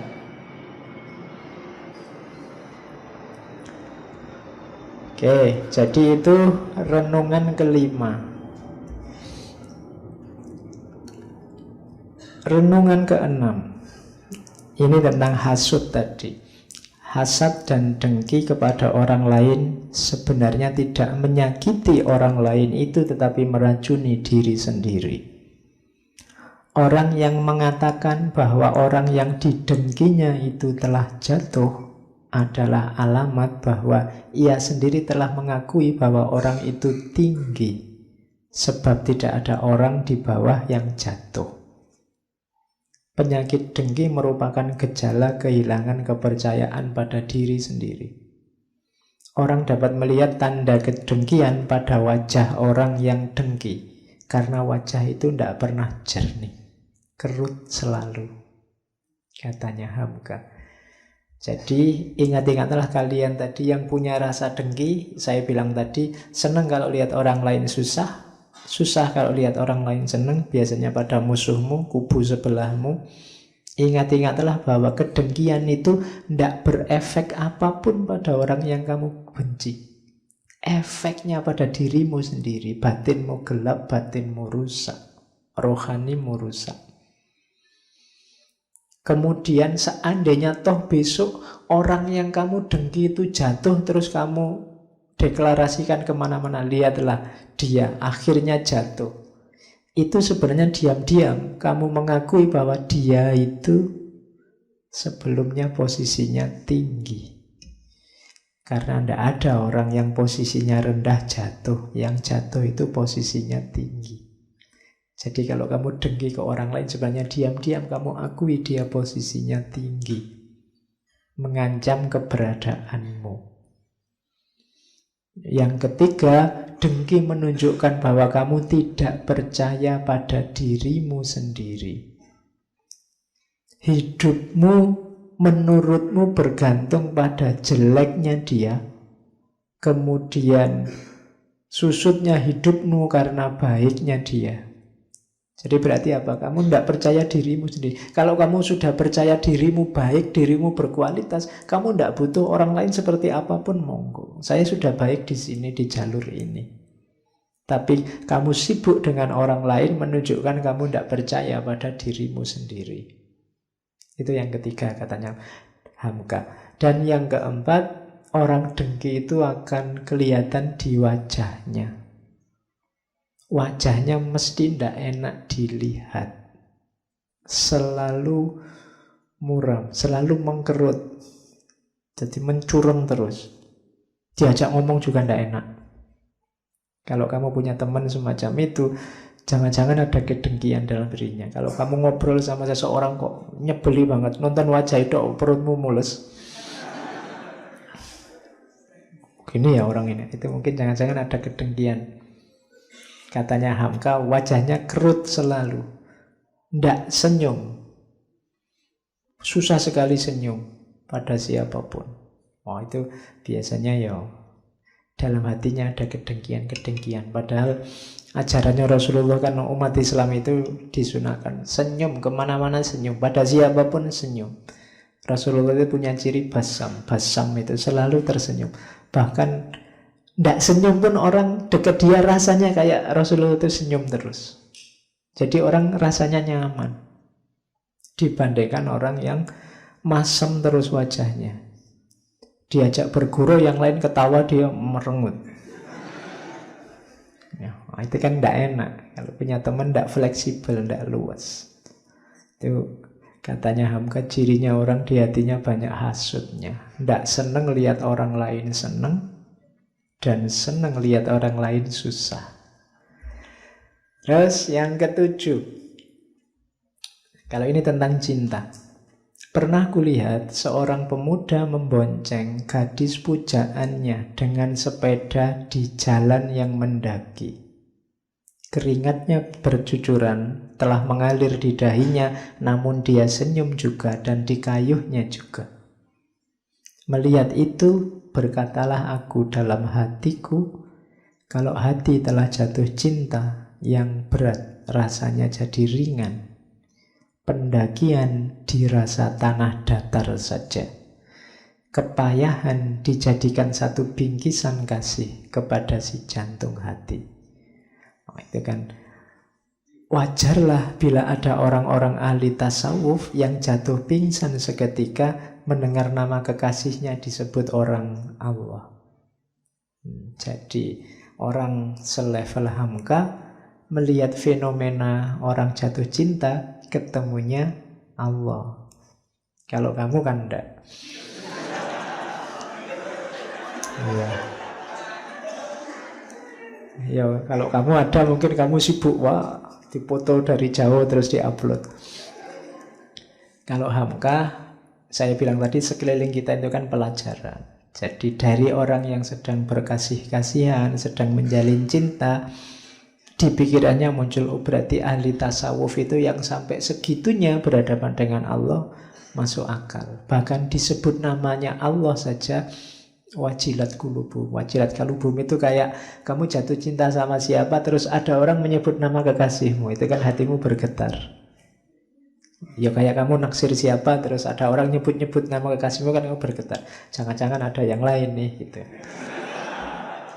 Nah, para sufi juga begitu. Begitu disebut nama Allah, hatinya bergetar. Ini kekasihku yang disebut.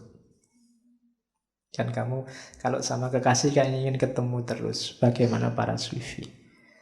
Momen Isra Mi'raj itu sebenarnya juga momen pertemuan dua kekasih yang saling mencintai. Allah sangat mencintai Rasulullah dan Rasulullah pasti sangat mencintai Allah. Dari momen Isra Mi'raj itu bisa kamu jadikan ini momen cinta. Tidak harus Valentine Day. Jadi ini pertemuan dua kekasih. Dan jangan lupa pertemuan dua kekasih ini membawa kekasihnya yang lain, yaitu umatnya. Rasulullah sangat mencintai kita sebagaimana Allah juga sangat mencintai kita. Yang masih dipertanyakan apakah kita juga mencintai Allah dan Rasulullah. Problemnya di situ. Kamu tanya sendiri dirimu ya, kamu relasimu sama Allah, sama Rasulullah itu namanya sudah relasi cinta apa belum? Tapi kalau Allah ke kita, Rasulullah ke kita itu pasti cinta. Saking cintanya sama kita, dikasih kewajiban sholat 50 waktu. Dinego bolak-balik. Karena yang dipikir kita, kalau Rasulullah sendiri sholat 50 tidak masalah. 100 juga tidak masalah. Cuma mikir umatnya. Mungkin yang dipikir umat Islam yang jauh kayak Indonesia ini. Wah, orang Indonesia kecil-kecil, males-males. 5 waktu aja bolong-bolong, apalagi 50. Bayangannya ngono mesti. Oke, terus nomor 8. Jika enggak, kalau ini tidak boleh tersinggung, ada kalimat yang mungkin menyinggung. Jika engkau seorang yang suka pidato, janganlah segera engkau lupa daratan melihat orang bergembira bertepuk tangan. Di samping tepuk tangan karena tertarik oleh pidatomu, ada pula tepuk tangan yang menyuruh engkau lekas berhenti. Ya, ada pula pendengar yang menangis karena rupanya asik mendengarkan pidato, atau khutbahnya seorang khotib. Bukan karena tertarik isi pidato, hanya dia menangis karena setelah diperhatikannya, janggut orang yang berpidato serupa benar dengan janggut. Ya, makanya itu tadi sensitif ya. Tapi tulisannya memang begini. Ini untuk penceramah. Maksudnya apa? Ya penceramah itu untuk kepentingannya masyarakat. Harus peka, harus paham situasi yang diceramahi. Jadi jangan menang-menangan sendiri. Kalau jamaahnya sudah banyak yang ango, banyak yang ngantuk, ya disudahi. Etikanya begitu. Harusnya sudah tak tutup tadi jam 8:30. Iya. Jangan mentang-mentang itu. Kalau banyak yang tepuk tangan, banyak yang ketawa-ketawa, jangan-jangan itu bukan ketawa gembira, tapi ketawa mbok yo nang wis gitu. Mbok yo segera selesai. Kamu keras-kerasin ketawanya itu bukan karena nang. Mbok segera selesai pak, gitu. Sudah ngantuk nih. Bisa begitu. Harus peka. Jangan mentang-mentang penceramah sakarepmu dhewe. Kalau ada yang nangis-nangis dengan ceramah, ya mungkin bukan karena nangis mendengarkan omonganku yang macam-macam, tapi kamu nangis ini gak selesai-selesai, kapan selesainya? Jadi orang-orang yang bertanggung jawab pada masyarakat, para pemimpin, pekalah terhadap masyarakat yang dipimpinnya.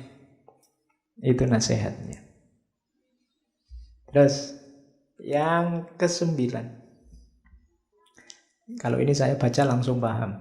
Ada 3 macam manusia menempuh medan pertempuran. Satu macam martabat pertama ialah orang yang berilmu pengetahuan tetapi tidak berusaha dan bekerja.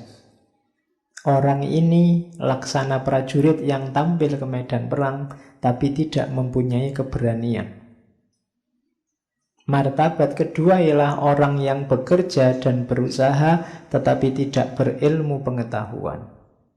Orang ini laksana seorang prajurit yang gagah perkasa, tampil ke medan perang tetapi tidak bersenjata. Orang yang gagah perkasa tetapi tidak bersenjata masih lebih baik daripada orang yang tidak berani seperti yang pertama tadi. Martabat yang ketiga ialah orang yang berpengetahuan dan bekerja. Mereka adalah prajurit yang gagah perkasa, tampil ke medan perang dengan senjata lengkap. Inilah martabat yang setinggi-tingginya. Ya ilmu, ya amal. Ada orang yang punya ilmu tapi tidak mau beramal. Ada orang yang beramal saja tapi ilmunya kurang. Dari 2 orang ini masih mending yang beramal saja ilmunya kurang. Nanti dia lama-lama bisa nambah ilmu dibandingkan orang yang ilmunya banyak tapi tidak mau beramal. Secara kuantitas kualitas masih lebih baik yang kedua. Tapi yang paling baik harusnya ya ilmunya dalam, amalnya juga luas. Gampang-gampangannya itu. Untuk budi yang ke-9. Yang ke-10. Kalau berlainan pendapat mengenai suatu masalah telah mulai dipertentangkan, kebenaran akan robek karena masing-masing pihak memperebutkannya. Dan apabila pertengkaran dilanjutkan, maka berpindahlah pandangan dari masalah kepada orangnya. Akan ada konflik orang ke orang, bukan lagi masalah-masalah. Akhirnya timbullah permusuhan dan soal yang dibicarakan jadi terbengkalai sebab masing-masing mengakui bahwa dirinya lah yang benar. Yang kuat ialah kebenaran. Inilah puncak dari keadilan. Yang benar ialah kekuasaan. Inilah puncak dari kelaliman. Sebab selanjutnya ialah aku benar sebab aku kuat. Jadi katanya Hamka, hati-hati kalau ada konflik ya. Konflik yang berlebihan justru akan menggeser kita dari kebenaran. Kenapa? Karena kita akan nyari argumen yang penting menang tadi. Pada akhirnya terus geser ke orang. Geser ke orang itu gimana caranya aku menaklukkan dia, bukan gimana caranya aku menemukan kebenaran. Begitu geser ke orang, logikanya berarti apa? Bukan lagi kebenaran, tapi siapa yang lebih kuat. Jadi aku kuat maka aku benar. Harusnya kan aku benar maka aku kuat. Yang kuat ialah kebenaran. Awalnya orang nyari kebenaran itu kan, aku nyari kebenaran biar kuat. Tapi begitu konflik, lama-lama logikanya dibalik. Aku kuat maka aku benar. Siapa yang kuat dia yang menang. Nah, itu dari Hamka tentang kalau ada konflik hati-hati. Karena kadang-kadang kebenarannya justru robek, diperebutkan.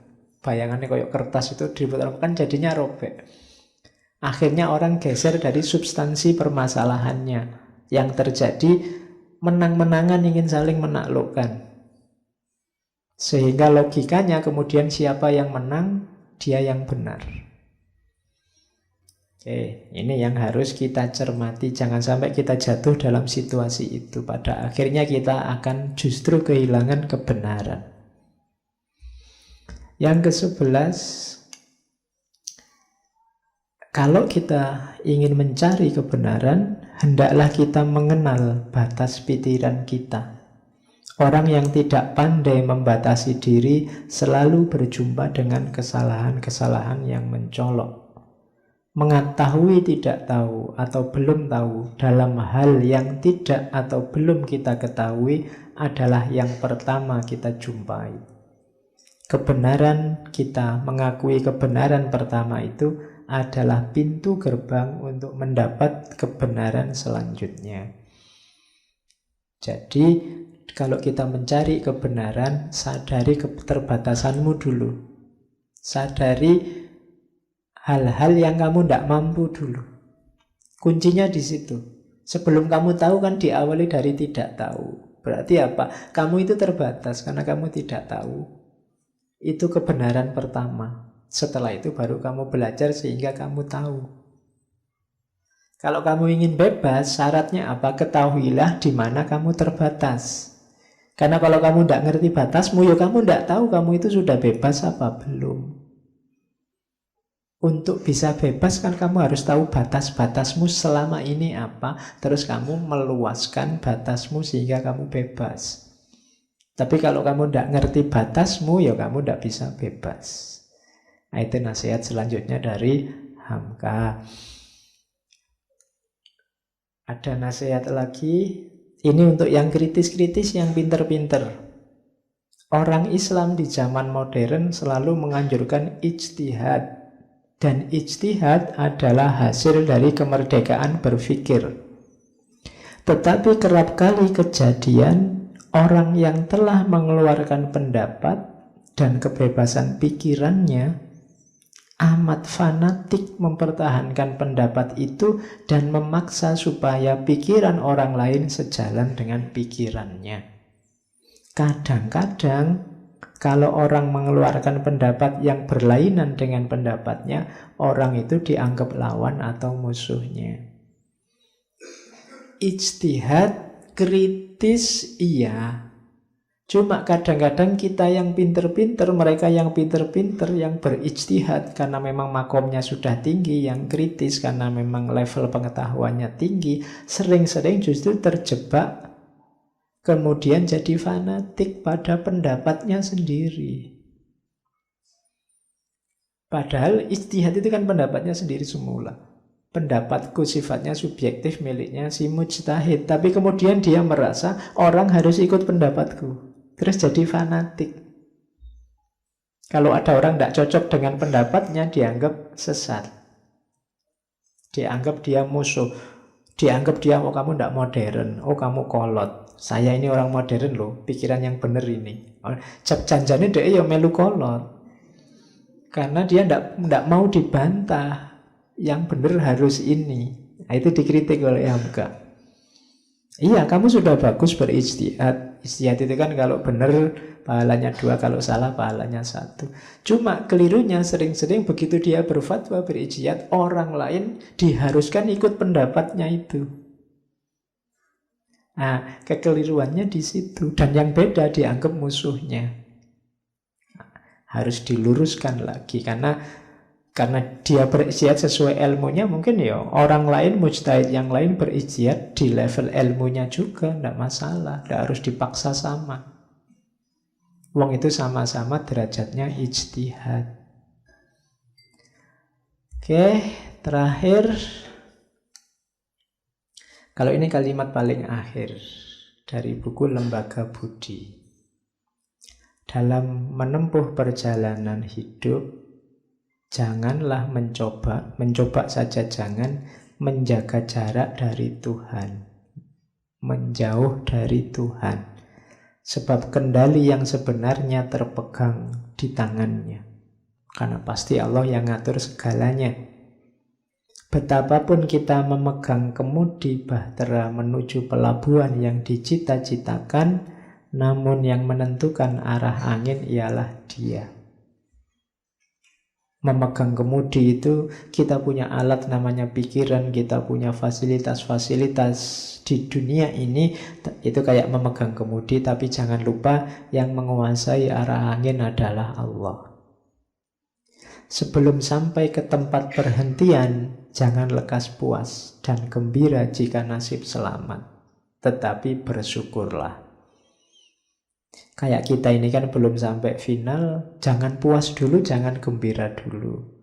Perjalanan masih panjang, tapi kita syukuri saja tahap demi tahap kehidupan kita. Alhamdulillah kita masih diberi kesempatan untuk sadar, diberi kesempatan untuk nambah ilmu, bersyukur terus. Dan jika angin ribut mengguncang bahtera sehingga seakan-akan tiang akan patah, janganlah terguncang jiwamu, sebab sesudah angin ribut itu alam akan terang kembali. Sebab itu hendaklah sabar. Ada kesulitan, ada masalah, sabarlah. Masalah pasti akan berlalu. Kalau tidak, tunggu saja, pada saatnya pasti berlalu. Kalau enggak, Pak, percaya saja pada Allah. Terus imbangkan pelajaran hidup antara syukur dan sabar. Jadi hidup kita ini rangkaian dari syukur, sabar. Formulanya bisa kadang-kadang syukur, sabar. Atau kadang-kadang sabar, terus syukur. Pokoknya antara rangkaian syukur dan sabar. Ada yang enggak enak, sabar. Ada yang enak, bersyukur. Enggak enak, sabar, enak, bersyukur. Jadi dari syukur ke sabar, dari sabar ke syukur, begitu terus. Dan tidak usah galau dengan perhitungan terakhir. Perhitungan laba dan rugi bukan di tengah pelayaran, tetapi di tempat perhentian terakhir. Kalau kita istiqomah dengan syukur dan sabar kita, insya Allah husnul khotimah. Allahumma khtim lana bi husnil khotimah. Oke, alhamdulillah Hamka selesai dengan lembaga budinya. Masih banyak nanti karya-karya Hamka akan kita bahas, entah di sesi kapan, karena beliau produktif banyak menulis kitab. Minggu depan kita lanjutkan dengan kitab akhlak yang lain. Untuk malam ini kita akhiri sekian, kurang lebihnya mohon maaf. Wallahul muwafiq, wallahu a'lam bissawab. Wassalamualaikum warahmatullahi wabarakatuh.